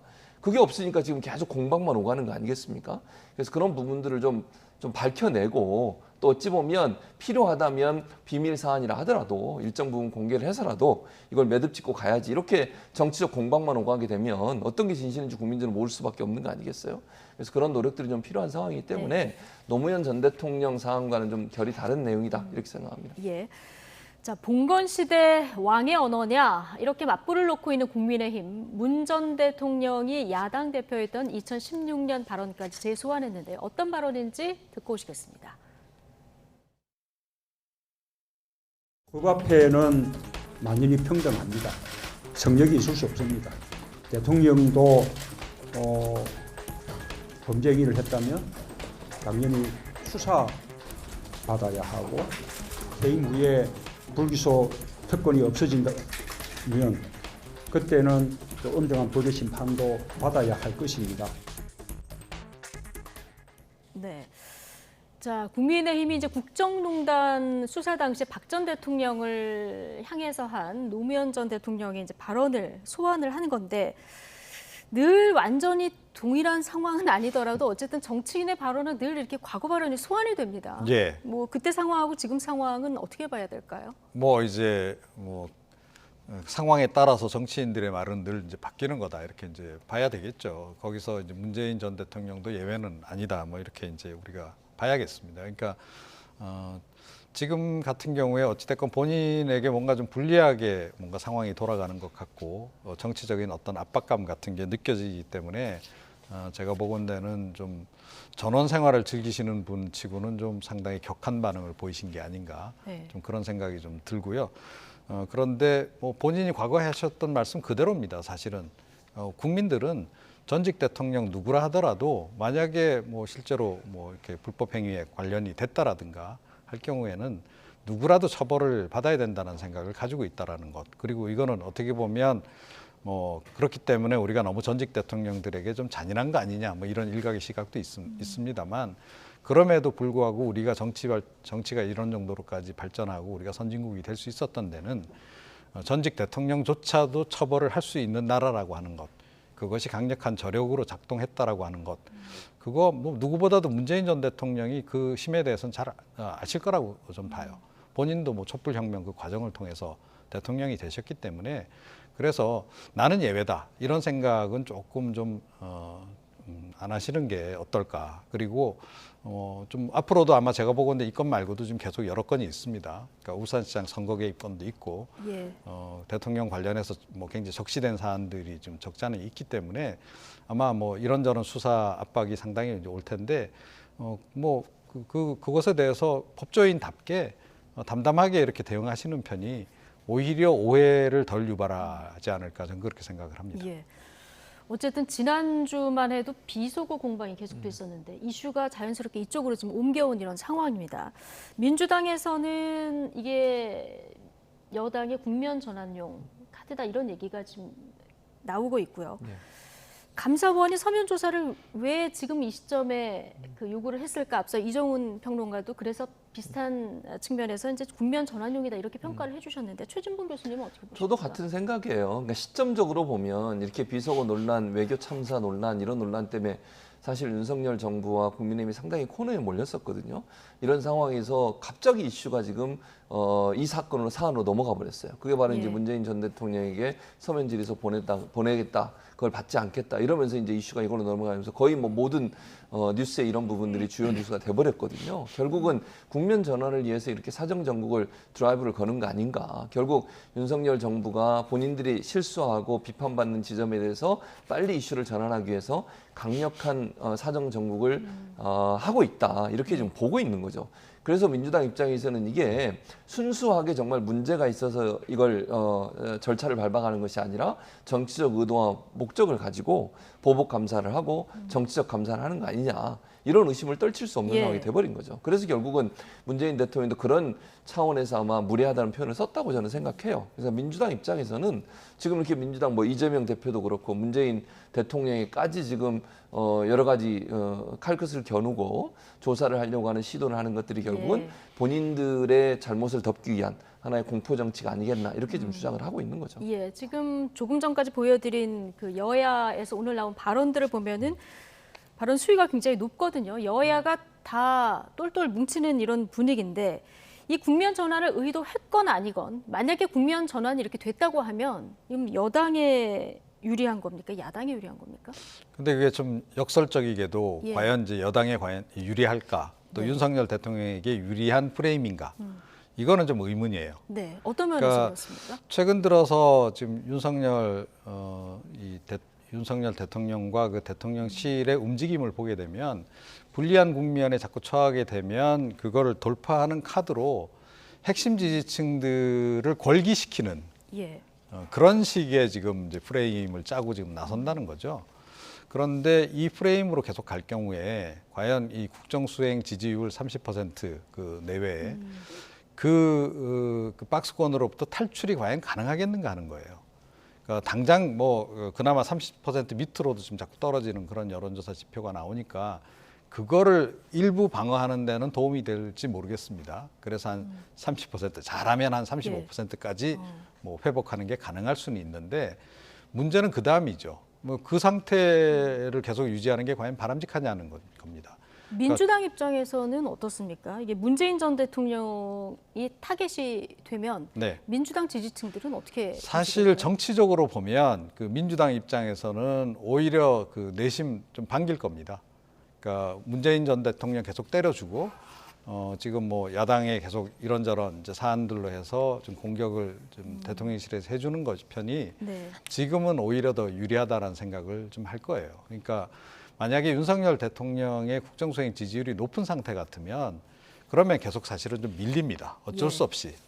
그러니까 우리 문재인 정부 초기에 적폐청산 프레임에도 불구하고 그 당시 그 보수 정당이 상당히 계속 수세로 몰릴 수밖에 없었던 그런 이제 상황하고 이제 비견해 본다면 지금은 그 반대 상황이라는 거죠. 그래서 지금 민주당도 그걸 잘 압니다. 네. 그래서 오히려 공격받으면 그거를 더 역으로 활용해서 불을 더 지피는 그런 식으로 지금 이제 가는 거고요.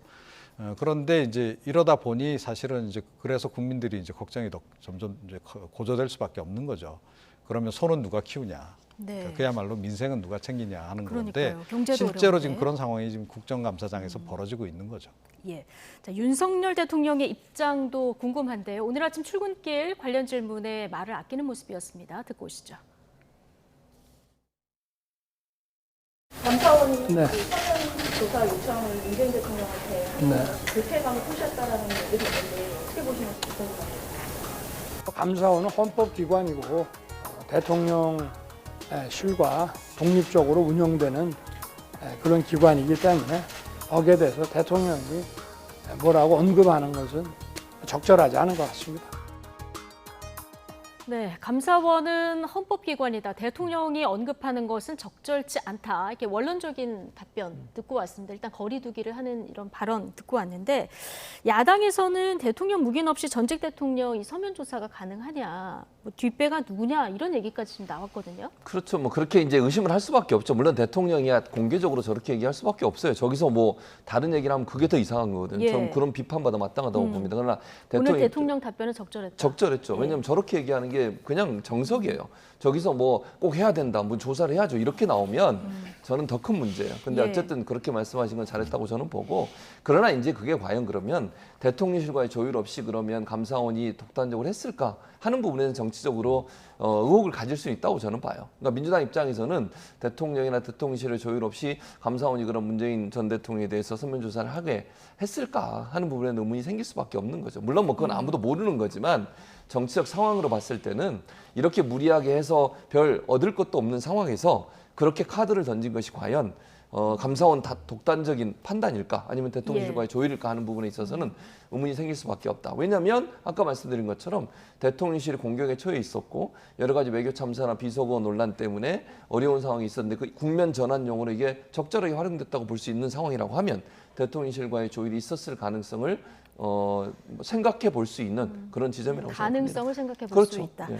예, 어쨌든 감사원이 오늘 14일에 앞서 말씀드린 대로 이제 결과를 내놓는다고 하고 또 관련자들을 검찰에 수사 의뢰할 방침이라고 하니까 이 발표를 먼저 좀 지켜봐야 될 것 같고요. 오늘 윤석열 정부 첫 국정감사 시작이었는데요. 감사원을 소관기관으로 둔 법사위 오늘 대법원 국감이었는데 감사원 관련 신경전이 더 팽팽했었던 모습도 앞서 저희 리포트에서 볼 수 있었습니다.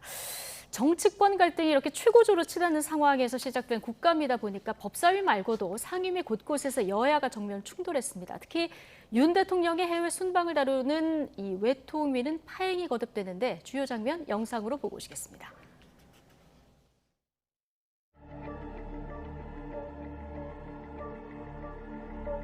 박진 장관의 해임 건의안이 가결됐음을 확실하게 인지해 주시고 이번 국정감사장에서 퇴장시켜 주시기를 요청합니다. 다수 의석을 점유했다고 뭐 나가라고 윽박 지르고 말이지. 국정감사를 이렇게 난장으로 만드실 겁니까?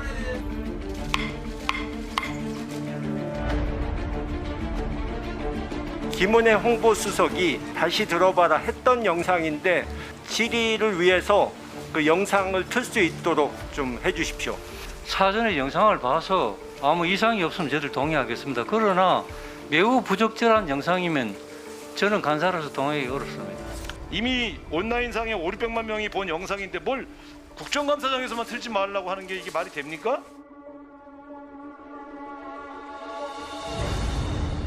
여야 간의 입장 차이가 있기 때문에 위원장이 그런 식으로 하시면 안 되죠. 회의에서. 예, 위원장이 그런 적이 언제 있겠습니까? 왜냐하면 간사 간에 협의를 하세요 지금. 왜냐하면은 아니 협의할 문제가 아니라니까요. 잠시 정리하겠습니다.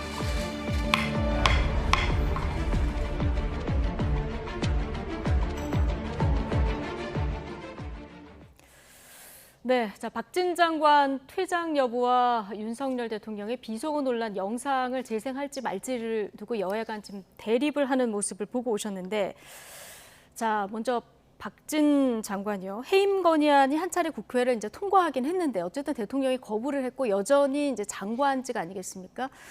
근데 퇴장을 요구하면 질문은 누구한테 합니까? 그러니까요. 예. 예. 그러니까 결국은 이제 사실은 오늘 그 국감장도 좀 웃지 못할 그런 광경이 이제 연출이 된 거나 다름이 없는 건데요. 지금 민주당 의원들이 이제 화풀이를 좀 박진 장관에게 하는 겁니다. 윤석열 대통령에게 불쾌한데 윤석열 대통령에게 대고 불쾌함을 표해야 되는데 그럴 수가 없으니 어떻게 보면 박진 장관을 지금 희생양 삼아서 오늘도 보니까 굉장히 군기잡기로 일관하더라고요, 초기에. 그럼 이게 이제 정치적 공세라고 보면 될까요? 그렇죠. 정치적 공세에 불과한 거고. 자, 그러면 사실은 지금 뭐 외교안보상에 지금 여러 가지 좀 현안들이 지금 걸려 있는 상태에서 저런 식으로 국감을 진행하는 게 과연 바람직하냐는 거예요. 북한 연일 뭐 미사일 쏘고 있고 그죠? 그런 상태 같으면 사실은 국감장에서 장관 불러서 이게 좀 우리 안보외교 제대로 진행되고 있는 건지 이런 거 확인해야 되는데 그런 거에는 아예 관심도 없잖아요. 의원들 보면.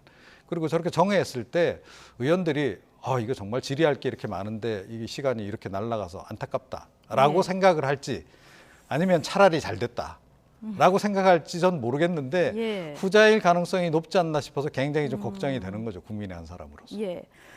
오늘 김건희 여사 논문 때문에 야당이 벼르던 교육위도 공방이 거셌고요. 그리고 이스타 채용 비리 여기서는 그 실명이 거론돼서 정무위 또 공방도 있었고요. 행안위에서는 윤석열 정부를 이제 야당 의원이 거짓말 정부다 이렇게 얘기하면서 결국은 버르장머리 고성까지 오가는 이런 상황을 앞서 저희가 이제 리포트에서 이제 보여드렸는데 평소에는 늘 서로 존경하는 우리 의원님들 아니겠습니까? 그런데 국감장에만 되면은 꼭 이 버르장머리라든가 감이라든가 이런 단어들이 나와요. 어떻게 보십니까? 별로 좋지 않은 표현들이죠. 사실은 이렇게 윽박 지르고 소리 지르고 서로 인격적으로 모독하고 이런 발언을 하는 건 저는 바람직하지 않다고 생각해요. 그러니까 정상적으로 문제를 제기하고 문제 제기한 거에서 반론하고 이럴 수는 있지만 그게 감정적 싸움까지 가가지고 정말 우리 국민들이 볼 때 눈살을 찌푸리게 하는 그런 행동이나 태도가 나오는 건 저는 바람직하지 않다고 봅니다. 그러니까 물론 그렇게 또 이제 이렇게 얘기할 수는 있겠죠. 그런 행동이 나오게 만드는 유발시키는 여러 가지 모습들에 대해서도 우리가 비판을 받아 마땅하다고 저는 봅니다. 그러니까 중요한 건 지금 여러 가지 얘기들이 다 나오고 있는데 버르장머리 없잖아 이런 얘기를 하기보다는 왜 이 문제가 되고 지금 하는 태도가 왜 문제가 되는지 하는 부분에 대한 명확한 지적이 필요하다고 저는 생각해요. 국민들에게 설득력 있게 본인의 주장을 하고 상대방이 주장하는 주장이 왜 잘못됐는지 하는 부분을 논리적으로 설명하는 노력이 필요한 거지 서로가 서로에게 욕설이 섞이거나 큰 소리 치거나 책상 치면서 윽박지르는 그런 태도는 절대 설득력을 가질 수 없다. 저는 물론 오늘 교육위 같은 경우에 증인들이 많은 해외로 가시면서 출석 안 하는 이런 논란이 저는 문제가 있다고 생각해요. 국민의 대표기관 국회에서 부르면 가능한 한 특별한 일이 없으면 출석하는 게 맞다고 생각하는데 그 부분을 논의하다가 갑자기 버르장머리 옆자리로 가버리면 안 되는 거거든요. 그러니까 그 문제 사안에 대해서 집중해서 얘기하는 게 필요하다고 보고 그 사안을 뛰어넘어서 뭔가 감정적인 대립을 해서 국민들의 눈살을 찌푸리게 하는 것은 국회 전체에 대한 신뢰도를 떨어뜨리는 행동이다. 이렇게 생각합니다. 오늘 골프 약속 잡는 핸드폰 문자가 노출되는 일도 있었습니다. 이 날짜를 보니까 휴일이긴 한데 국감 기간이더라고요. 네. 어떻게 보셨습니까? 정모 의원께서 저기 또 이제 딱 화면에 또 카메라에 또 잡히셨어요. 국민의힘 쪽에 요즘에 이런 일이 너무 잦은 것 같습니다. 어떤 분이 말씀하셨지만 너무 자주 들키는 게 좀 문제가 아닌가 싶을 정도로 그런데 이 회의 사실은 그렇게 길게 안 합니다. 그리고 1년 내내 연중국회 한다고 하지만 실제로 회의 여는 기간 그렇게 별로 길지 않고 그리고 특히나 이제 국정감사 기간 같은 경우에는 국회가 그래도 가장 긴장해서 일을 하는 그 시간이란 말이에요. 그런데 그 와중에 저렇게 저 문자를 꼭 저렇게 나누셨어야 되는가. 골프 일정 잡고 하는 거 잠깐 쉬는 시간, 정해 시간 동안에 하셔도 되는 거 아니겠습니까? 저건 좀 부적절하신 그런 행동이 아니었나 좀 그렇게 생각을 합니다. 내일은 이런 소식 말고 공방은 있을 수 있지만 내일은 좀 생산적인 내용들을 저희가 전해드릴 수 있기를 좀 바라보는 마음이고요. 자, 마지막으로 정부 조직 개편안, 즉 정부 대통령실과 여당에서 지금 본격 착수했다 이런 보도들이 나오는데 이것도 이제 국면 전환이 될지 좀 살펴보겠습니다. 핵심은 윤석열 대통령의 대선 공약이었던 여성가족부를 폐지하고 기능을 좀 분산시키는 여기에 초점이 맞춰져 있는 것 같고요. 이 밖에 지금까지 알려진 주요 내용을 좀 정리해 주실까요? 말씀하신 것처럼 여성가족부는 폐지를 하고 보건복지부 안에 하나의 여성가족 본부로 만든다는 거죠. 그러니까 원래 부처에 있던 걸 본부로 체제로 좀 규모를 줄이는 거죠. 그렇게 하나로 만들고요. 그다음에 이제 재외동포청이라는 것을 신설을 하고 우주항공청을 설립하겠다는 것입니다. 또 하나 눈에 띄는 게 국가보훈처로 돼 있는데 이걸 국가보훈부로 승격한 이게 이제 주 내용인데 아무래도 가장 논란이 되는 건 여성가족부 폐지인 것 같아요. 나머지 사안에 대해서는 제가 볼 때 크게 논란이 될 거라고 보이지 않습니다. 제 개인적으로. 다만 여성가족부를 폐지하고 보건복지부 내에 차관급의 여성가족 본부를 둔다는 것인데 아무래도 이제 조직이 좀 축소되는 거 아니겠습니까? 그랬을 때 지금까지 여성가족부에서 했던 여러 가지 사안들 특히 요즘 여성 스토킹 살인 사건을 포함해서 여성 관련된 여러 가지 논란과 문제들도 많고 그다음에 지난번에 이제 윤석열 대통령께서 그 보육시설에 가셔서 여러 가지 이제 말 실수를 하신 부분이 있잖아요. 이것 때문에 맘카페가 난리가 났어요. 6개월이면 걸어 다닐 수 있는 거 아니냐 이런 얘기 하시고 또 이렇게 어린아이들도 여기 와서 맡겨지느냐. 사실 맞벌이 부부들에 대한 상황을 잘 이해하지 못하시는 듯한 발언으로 들렸거든요.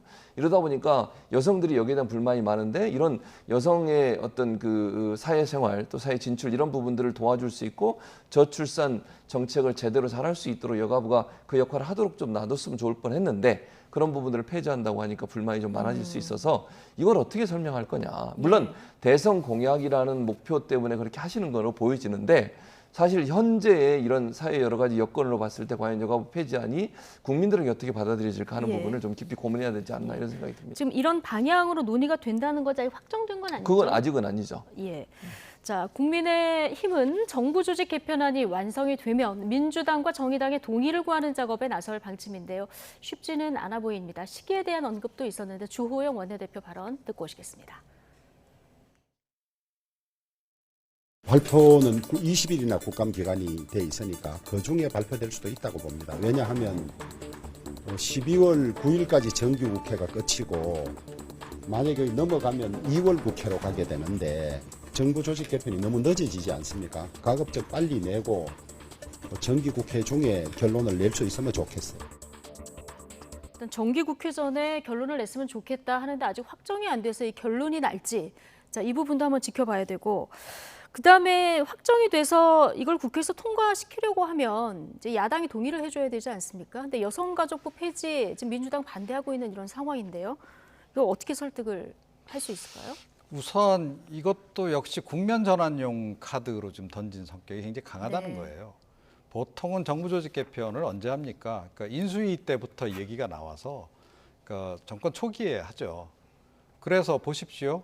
올해 예산안 짤 때 새 정부 조직 개편안 반영이 돼서 새 정부 새 부처 예산들이 다 반영이 돼야 되는 겁니다. 그래야 뭐 내년부터라도 제대로 각 부처가 새로 신설되는 부처 돌아갈 수 있는 거 아니겠어요? 자, 그런데 지금 예를 들어 정부 조직 개편안 통과됐다고 치더라도 그 부처의 예산 확보 당장 어려워지는 겁니다.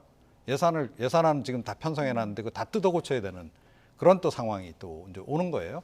그걸 단기간에 그걸 과연 해낼 수 있느냐? 그것도 쉽지 않다는 거죠. 자, 그래서 그러니까 이것도 사실은 이미 좀 초반에 좀 진행했어야 될 것을 이거 좀 숙제를 계속 미루다가 이제 와서 뒤늦게 이 국면 전환용으로 이걸 쓰는 것이 굉장히 좀 안타깝다는 생각이 좀 들고요. 그렇기 때문에 이게 성사 가능성이 그렇게 높지 않다는 겁니다. 높지 않다는 것도 지적하지 않을 수 없습니다. 근데 그러니까, 여성가족부 폐지 카드를 들고 나온 게 그러면 국면 전환용으로 들고 나왔다 한다고 했을 때 이게 긍정적으로 효과를 발휘할 수 있습니까? 그 긍정적일 거라고 이제 기대를 하고 던진 카드겠죠.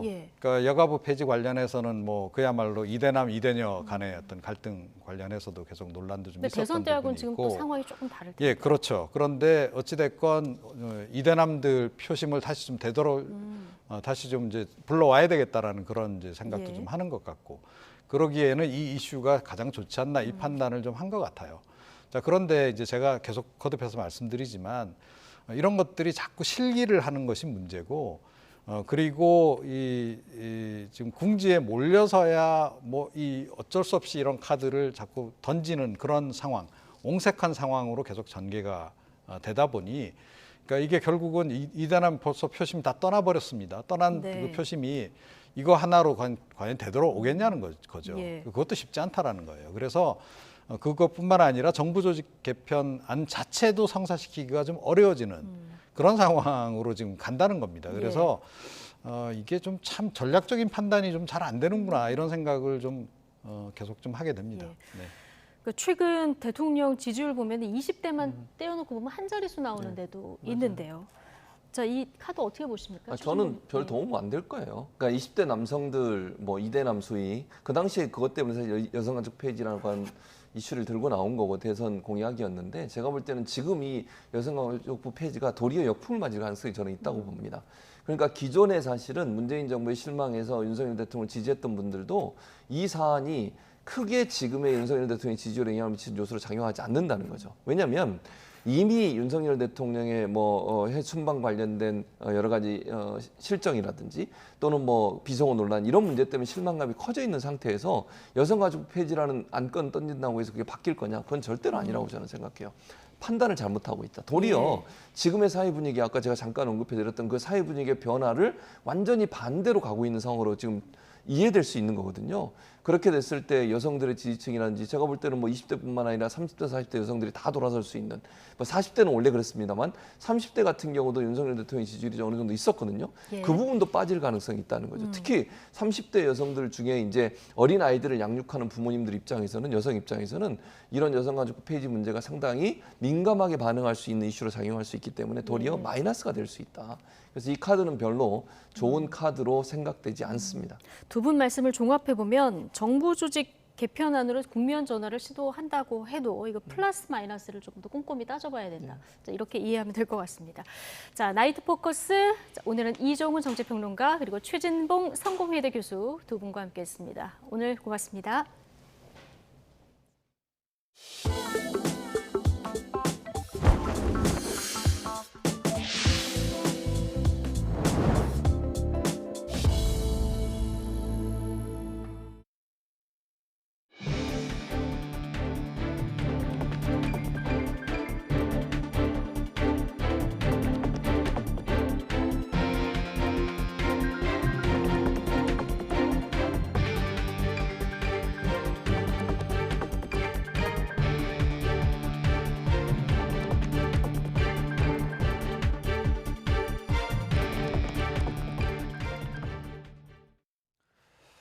터널 보수관리 공사를 하도급 업체가 불법으로 공사하도록 해주고 이에 대한 대가로 금품을 받은 공무원들이 무더기로 적발됐습니다. 2년 동안 발주한 모든 공사가 불법 하도급으로 진행됐고 그만큼 부실 공사로 이어졌다는 의혹을 사고 있습니다. 박종혁 기자가 보도합니다. 국도에 있는 터널 앞의 전광판입니다. 위에는 CCTV 카메라가 달려 있습니다. 이 카메라는 전광판에 위험 안내문이 제대로 노출되고 있는지 확인하는 데 쓰입니다. 그런데 다른 터널 앞에 있는 전광판을 보니 있어야 할 CCTV 카메라가 없습니다. 불법으로 하도급을 받은 업체가 공사를 하면서 빼먹은 겁니다. 경찰이 한 국토관리사무소가 관리하는 터널 73곳을 조사해봤더니 모두 불법 하도급으로 공사가 진행됐습니다. 이 사무소가 2년 동안 발주한 터널 시설보수 관리 공사를 낙찰받은 업체는 하도급 업체에 모든 공사를 불법으로 넘겼습니다. 시설 공사의 설계 용역 역시 모두 무면허 설계업자가 맡았습니다. 이 과정에서 국토관리사무소의 공무원들이 조직적으로 개입했습니다. 특정 하도급 업체에 일감을 주도록 낙찰업체에 압력을 넣고 하도급 업체에 대가를 요구한 겁니다. 불법 하도급 업체를 알선해주고 그 대가로 뇌물을 수수한 다음에 그 원 낙찰 업체에서 공사를 한 것처럼 준공 서류를 허위로 작성, 행사한 혐의입니다. 연루된 공무원만 7명. 하도급 업체에 1억 2천만 원의 금품과 향응을 요구했고 6,500만 원을 받았다는 게 경찰의 판단입니다. 경찰은 공무원 7명 가운데 3명을 구속하고 4명을 불구속 입건했습니다. 해당 국토관리사무소는 재발 방지를 약속했습니다.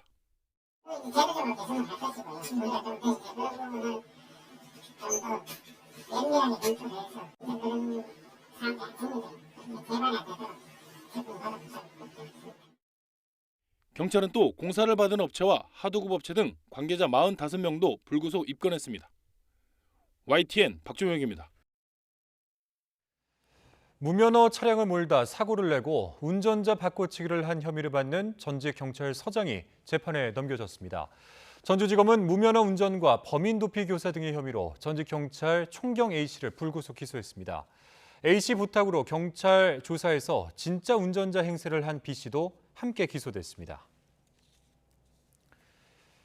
일선교육청이 2년 전 제작한 북한 소개 교육 자료를 두고 최근 논란이 일고 있습니다. 역사적 사실이 빠지고 편향된 내용이 수록됐다는 지적 때문인데요. 어떻게 된 일인지 홍성욱 기자가 취재했습니다. 2년 전 강원도 교육청이 만든 가이드북. 통일 이후 학생 수학여행이나 체험학습이 가능한 북한 지역을 소개하고 방문 절차를 안내하기 위해 만든 교육 자료입니다. 교육부가 특별교부금 2억 원을 투입했고 당시 진보교육감이 있던 강원도교육청이 전국 시도교육청을 대표해 만들었습니다. 하지만 교육부는 최근 해당 가이드북 검토 결과 역사적 사실이 빠졌고 북한을 미화하는 등 다수의 문제가 발견됐다고 지적했습니다. 교육부가 문제 삼은 가이드북입니다. 강원 지역 일선 학교에 모두 697권이 보급되는데요. 최근 교육부는 강원도교육청에 이 책을 전량 회수해 폐기할 것을 요구했습니다. 책 8쪽과 27쪽, 38쪽 등 정확한 페이지를 들며 북한의 남침 사실을 빠뜨렸고 평양에 대해 긍정적인 측면만 부각했으며 북한 홍보 활동을 강조했다는 게 이유입니다. 이외에도 개성공단 가동과 폐쇄와 관련해 균형을 잡지 못했고 자료나 사진 등도 출처가 불분명하다고 꼬집었습니다. 올해 치러진 선거에서 보수교육감이 당선된 강원교육청 역시 교육부와 같은 입장. 전수 조사 결과 대부분 학교에서 폐기 또는 분실돼 현재 강원 지역 중고등학교에 남아있는 건 14권이 전부라며 이마저도 모두 회수해 폐기하겠다고 밝혔습니다. 가이드북 배포 및 활용 여부에 대해 전수 조사를 실시하였고 즉각 회수 폐기할 예정입니다. 해당 가이드북 제작을 추진한 당시 강원도교육청 관계자는 북한 남침은 누구나 다 아는 역사적 사실이라며 이를 부정한 것도 일부러 빠뜨린 것도 아니라고 밝혔습니다. 누구나 다 아는 사실이고 역사적으로 다 증명된 건데 평화에 초점을 맞췄기 때문에 그 부분을 안 넣었을 뿐이지 뭐 그걸 부정하거나 그런 건 아니잖아요. 일각에선 역사 교과서나 교육 자료의 경우 정권이나 교육감이 바뀔 때마다 되풀이되는 이념 논쟁을 중단해야 한다는 지적도 나오고 있습니다. YTN 홍서욱입니다. 최근 고물가에 소비 심리가 잔뜩 움츠러들면서 아이들 학용품이나 또는 장난감을 파는 상점들이 몰려있는 전문 시장가에도 손님들의 발길이 뚝 끊겼다고 합니다. 원자재값 상승으로 제품 가격이 오르다 보니 온라인 판매업체와의 가격 경쟁에서도 우위를 점하기 힘들어서 폐업 고민이 깊다는데요. 정인용 기자가 현장에 직접 다녀왔습니다. 서울에 있는 문구왕구 종합시장. 오가는 손님들이 없어 거리가 한산합니다. 그마저도 구경하는 손님이 태반. 실제 구매 고객들은 손에 꼽을 정도입니다. 네, 이곳 판매점 앞에 있는 장난감들은 지난 8월에 들어왔지만 아직 팔리지 않고 있고요. 바로 옆에 있는 이 색연필이나 필통 같은 학용품도 지난 1학기 이후 내놨지만 아직 주인이 나타나지 않고 있습니다. 치솟는 물가에 주머니 사정이 팍팍해진 소비자들이 생필품 외 품목의 지출을 줄이면서 코로나 전과 비교해 매출은 반토막이 났습니다. 코로나 땐 그나마 재난지원금으로 소비가 일시 살아날 때도 있었지만 지금은 그마저도 기대하기 힘듭니다. 학원이든 그런 교회 단체들이 이제 그 팬데믹 때문에 시장을 못 나오다 보니까 이제 인터넷 구매를 계속 하다 보니까 그게 이제 더 편했는지 시장이 활성화가 되지가 않아요, 아직도. 더 큰 걱정은 가파른 물가 인상, 원자재값 등 상승으로 물건값이 계속 오릅니다. 점점 몸집을 불리는 온라인 시장도 걱정입니다. 특히 고환율의 직격탄을 맞은 수입 장난감 판매점들은 종일 폐업 고민입니다. 거의 중국이나 베트남에서 물건은 들어오고 있고요. 작년 연말하고 올 초까지 해서 한 20% 정도 가격 인상이 됐는데 그 정도 또 인상될 거라고 얘기를 하고 있어요. 환율이 계속 오르다 보니까. 유행에 따른 품목 다변화와 합리적 가격으로 시장이 활기를 되찾길 바라지만 보다 더 저렴한 가격에 많은 아이템을 우리 소비자들한테 제공함으로써 소비자들이 우리 시장을 많이 찾는 그런 시장으로 거듭 만들고 싶습니다. 끝을 알 수 없는 경기 침체 속에서 소비 심리가 언제 되살아날지 알 수 없는 노릇. 그러니까 나라에서는 일상 회복되었다고 하나 회복되지 않은 일상입니다. 저희 시장은. 하루하루 버틸 힘이 얼마나 남아있을지 한숨뿐입니다. YTN 정인용입니다. 북한이 미국의 괌 기지까지 타격 가능한 중거리 탄도미사일을 시험 발사한 것은 미군 전략 자산에 제압할 수 있는 역량을 과시하려는 노림수가 있는 것으로 보입니다. 앞으로 한미의 확장 억제 강화에도 장거리 탄도미사일이나 잠수함 발사 탄도미사일, SLBM 등 핵무력 증강에 박차를 가할 것이라는 전망이 높습니다. 이교준 기자입니다. 북한은 미국의 핵추진 항공모함 로널드 레이건함이 부산에 입항한 직후 무력 도발에 다시 나섰습니다. 한미일의 연합훈련을 통한 군사적 압박에도 아랑곳하지 않고 하루가 멀다 하고 미사일 시험 발사를 이어갔습니다. 급기야 미 항모 전단이 아직 일본 열도 부근에 있는 상황에서 일본 상공을 지나는 중거리 미사일을 발사했습니다.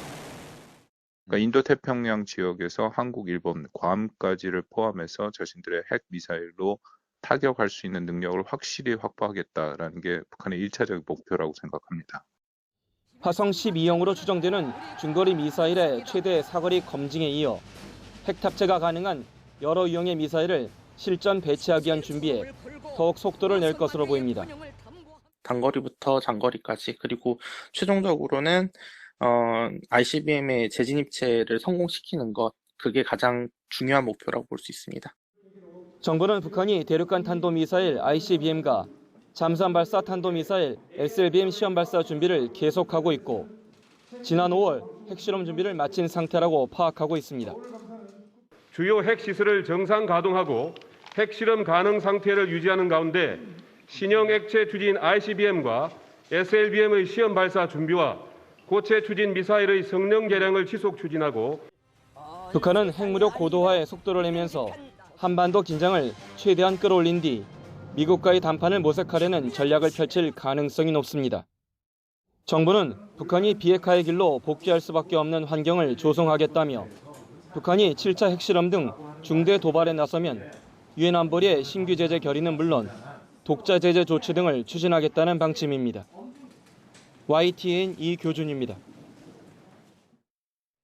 지난 2020년 서해 공무원 피격 사건을 들여다보고 있는 감사원이 감사 과정에서 중대한 위법 사항을 적발한 것으로 알려졌습니다. 오는 14일 전후에 이 결과를 내놓을 것으로 보이는데 문재인 전 대통령에 대한 조사 통보 논란과 맞물려서 국정감사장 곳곳에서는 치열한 공방전이 펼쳐졌습니다. 정유진 기자입니다. 감사원이 서해 공무원 피격 사건과 관련해 감사에 초점을 맞춘 건 크게 두 부분입니다. 지난 2020년 9월 서해상에서 표류하다 북한군 총격에 숨진 해수부 공무원 이대준 씨 사건이 최초로 보고된 과정, 그리고 이후 이 씨가 월북한 것으로 추정된다는 당국의 발표가 나온 경위를 집중적으로 파헤치고 있는 겁니다. 조사가 마무리 단계에 접어든 가운데 감사원은 이 과정에서 중대한 위법 사항을 발견한 것으로 알려졌습니다. 구체적인 내용이 공개되지는 않았지만 다수의 기관장급 관련자 등을 통해 전반적인 사실관계는 이미 파악한 것으로 확인됐습니다. 오는 14일 전후로 예상되는 감사 결과 발표만 사실상 남겨뒀다는 얘기입니다. 감사원은 특히 중대 위법 사항이 확인된 인사들에 대해선 수사 의뢰 방침까지 세웠는데 이를 둘러싼 정쟁의 불씨는 결국 국정감사장으로 튀었습니다. 문재인 전 대통령에 대한 서면 조사 통보 논란이 공방전에 기름을 부었습니다. 감사원을 소관기관으로 둔 국회 법사위에선 국감 첫날 피감기관인 대법원에 대한 질의보다 감사원 관련 신경전이 팽팽했고 특히 사정기관을 내세워서 뭔가 정치적 꼼수를 부려서 국면을 전환하려고 하는 이런 정치적 노림수가 보이는 것 같아서 지적하지 않을 수 없었다는 그런 보고의 말씀을 먼저 드립니다. 박근혜 대통령이 검찰을 부정하면서 검찰 조사를 거부했네요. 그렇다면 검찰도 대통령이라고 예우할 것이 아니라 그냥 피자로 다루면 됩니다. 북한이 중거리 탄도미사일을 발사한 날 치러진 국방부 국감에서도 서해 공무원 피격 사건을 둘러싼 삿바 싸움이 펼쳐졌습니다. 대통령께서 어떻게 조치하셨는지에 대해서 또 그와 전반적인 상황에 대해서 감사원이 감사하는 것을 정치 탄압이라고 이것을 공격하는 것은 전 잘못된 일이라고 생각을 합니다. 말 그대로 철저한 얘기들입니다. 그리고 정리가 됐던 사안입니다. 이미 NLL선은 넘어갔습니다. 넘어간 상태에서 우리가 할 수 있는 일은 아무것도 없습니다. 서해 공무원 피격 사건이 전 정부와 현 정부, 야당과 여당 간 전국 주도권 다툼의 핵심 쟁점으로 떠오른 상황. 오는 11일 감사원 국정감사에서 양측의 기싸움은 최고조에 달할 것으로 보입니다. YTN 정유진입니다. 네, 국회 정무위원회 국정감사에서는 이스타항공 채용비리 의혹과 관련해 야당 의원 등의 실명이 공개돼 논란이 일고 있습니다. 더불어민주당과 해당 의원들은 강력하게 반발하고 나섰습니다. 보도에 김세호 기자입니다. 지난 2007년 이상직 전 의원이 설립한 이스타항공. 문재인 정부 당시 승무원, 조종사 등을 채용하는 과정에서 여권 핵심 인사들이 취업 청탁을 했고 기준에 못 미치는 지원자들이 실제 채용으로 이어졌다는 의혹이 제기되어 왔습니다. 그런데 국회 정무위원회 국정감사에서 윤창현 국민의힘 의원은 현 야권 인사들이 연루됐다며 실명을 직접 거론했습니다. 한명숙 전 총리와 더불어민주당 이원욱, 양기대 의원 등 3명입니다. 이분 같은 경우 한명숙 의원께서 관련돼 있는 걸로 나타나고 70명 중에 70득을 했습니다. 양기대 의원님이 등장하십니다. 예, 이분의 경우는 132명 중에 106등을 했고요. 그다음 이원욱 의원님 70명 중에 42등입니다. 더불어민주당은 사실관계가 불명확한 일방적인 주장으로 근거를 제시하지 못하면 윤리위에 제소해야 한다고 맞받았습니다. 그냥 자료 하나 있다. 그 자료가 왜 들어가는지 어떻게 합니까? 누군가가 이원욱 의원, 양기대 의원 이름을 팔을 수 있는 거고 뭔가 무슨 정황이라도 있어야 되는 거 아니에요? 실명이 거론된 의원들도 사실무근이라며 즉각 반발하고 나섰습니다. 특히 면책 특권 뒤에 숨지 말고 만약 사실이 아닌 것으로 밝혀지면 의원직을 사퇴하라고 요구했습니다. 윤창현 의원이 취업 청탁 대상자로 지목한 사람을 전혀 알지도 못합니다. 사실이 아닌 것으로 밝혀질 경우 분명히 책임을 지고 국회의원직도 사퇴해야 할 것입니다. 반면 국민의힘 측에서는 국감장 발언으로 국회의원을 윤리위에 넘긴다는 것은 협박이라며 물러서지 않았습니다. 국정감사장에서 국정감사한 분이 발언한 걸 가지고 윤리위원회에 넘긴다? 그건 저는 반공갈, 반협박이라고 저는 생각이 들어요. 신구 권력을 둘러싼 갈등이 곳곳에서 표출되는 가운데 이스타항공 채용 비리 의혹과 관련된 실명 공개로 인한 파장까지 더해지면서 여야 간 대립은 한층 더 첨예해질 것으로 보입니다.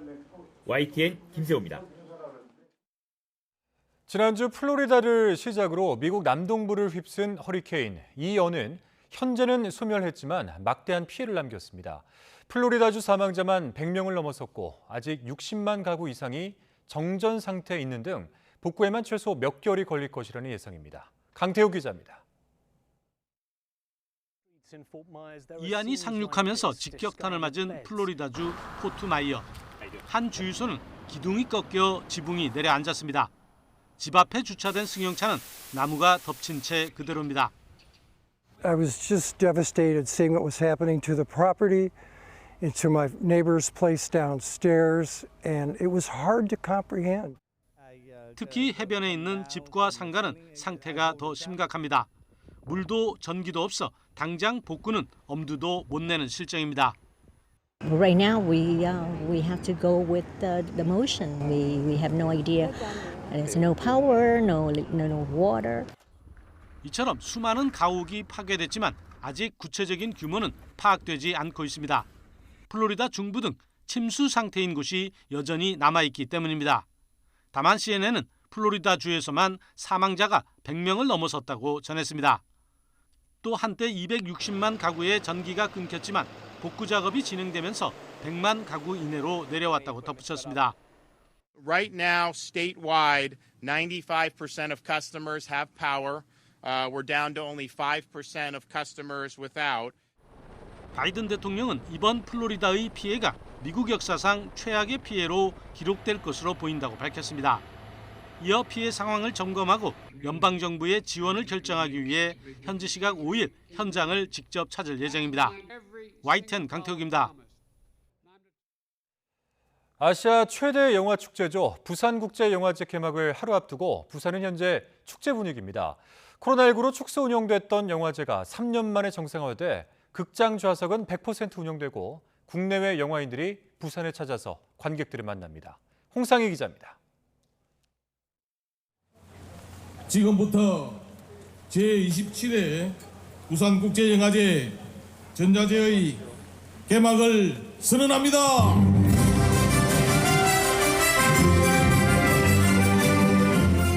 1996년 영화제가 시작된 남포동 광장에서 부산국제영화제 전야제가 열렸습니다. 구준비가 내렸지만 부산 시민들과 영화 팬들이 모여 3년 만에 정상화된 부산국제영화제의 시작을 축하했습니다. 오래간만에 영화관도 마음대로 가서 팝콘도 먹고 하는 그게 다 좋아요.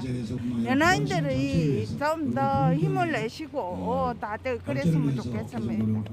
That is very big and it's a lot of days, and also like the cinema, like it's very spectacular, like amazing.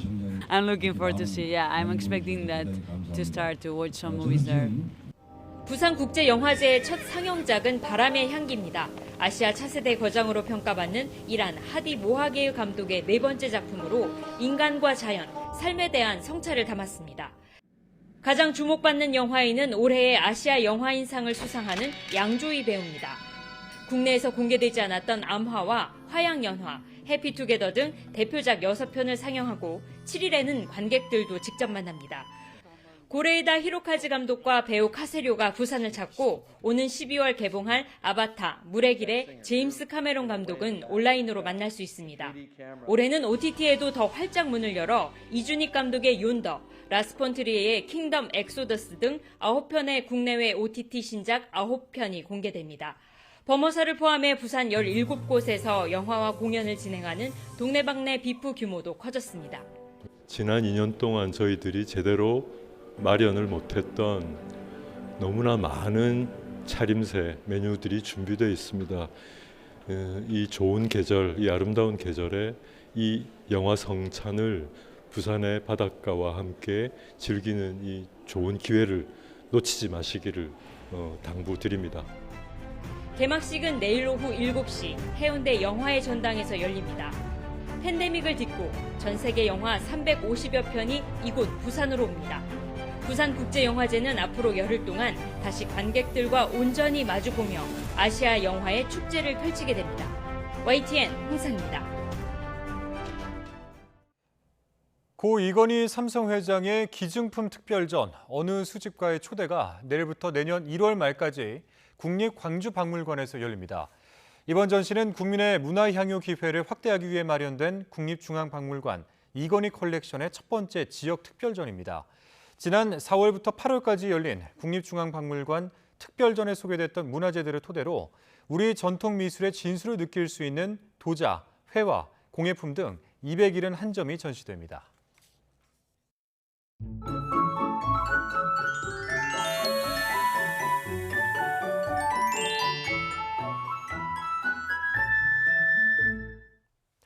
찬 바람이 기온을 끌어내리고 있습니다. 내일 아침에는 서울 기온이 13도까지 떨어지는 등 오늘보다 4도가량 낮아지며 더 쌀쌀해지겠고 흐린 날씨가 이어지면서 낮 동안에도 기온이 크게 오르지 못하겠습니다. 내일 서울 낮 기온이 19도로 오늘과 비슷한 수준을 보이며 낮 동안에도 쌀쌀함이 감돌겠습니다. 내일도 비 예보가 있습니다. 충북 북부와 경북 내륙은 새벽까지, 수도권과 영서지방은 낮까지 5mm 미만의 약한 비가 가끔 내리거나 빗방울이 떨어지는 곳이 있겠고 경북 북부 동해안에는 오후까지 5에서 40mm의 비가 내리겠습니다. 영동은 금요일까지 비가 이어질 것으로 보이는데 우선 모레까지 많은 곳에는 80mm 이상의 비가 더 오겠습니다. 또 강원 높은 산간에는 밤사이 첫눈이 내리는 곳도 있겠습니다. 내일 아침 기온 오늘보다 4도에서 8도가량 낮겠습니다. 서울 13도, 대전 13도, 광주 14도, 부산 17도로 예상됩니다. 낮 기온은 오늘과 비슷하거나 조금 낮겠습니다. 서울 19도, 대전 21도, 광주 22도, 부산 23도로 예상됩니다. 금요일까지 비가 내리거나 빗방울이 떨어지는 곳이 많겠고 주 후반에는 올가을 가장 쌀쌀한 날씨가 찾아올 전망입니다. 날씨 정보였습니다. 네, 화요일 뉴스나이트 마치겠습니다. 함께해 주신 여러분 고맙습니다.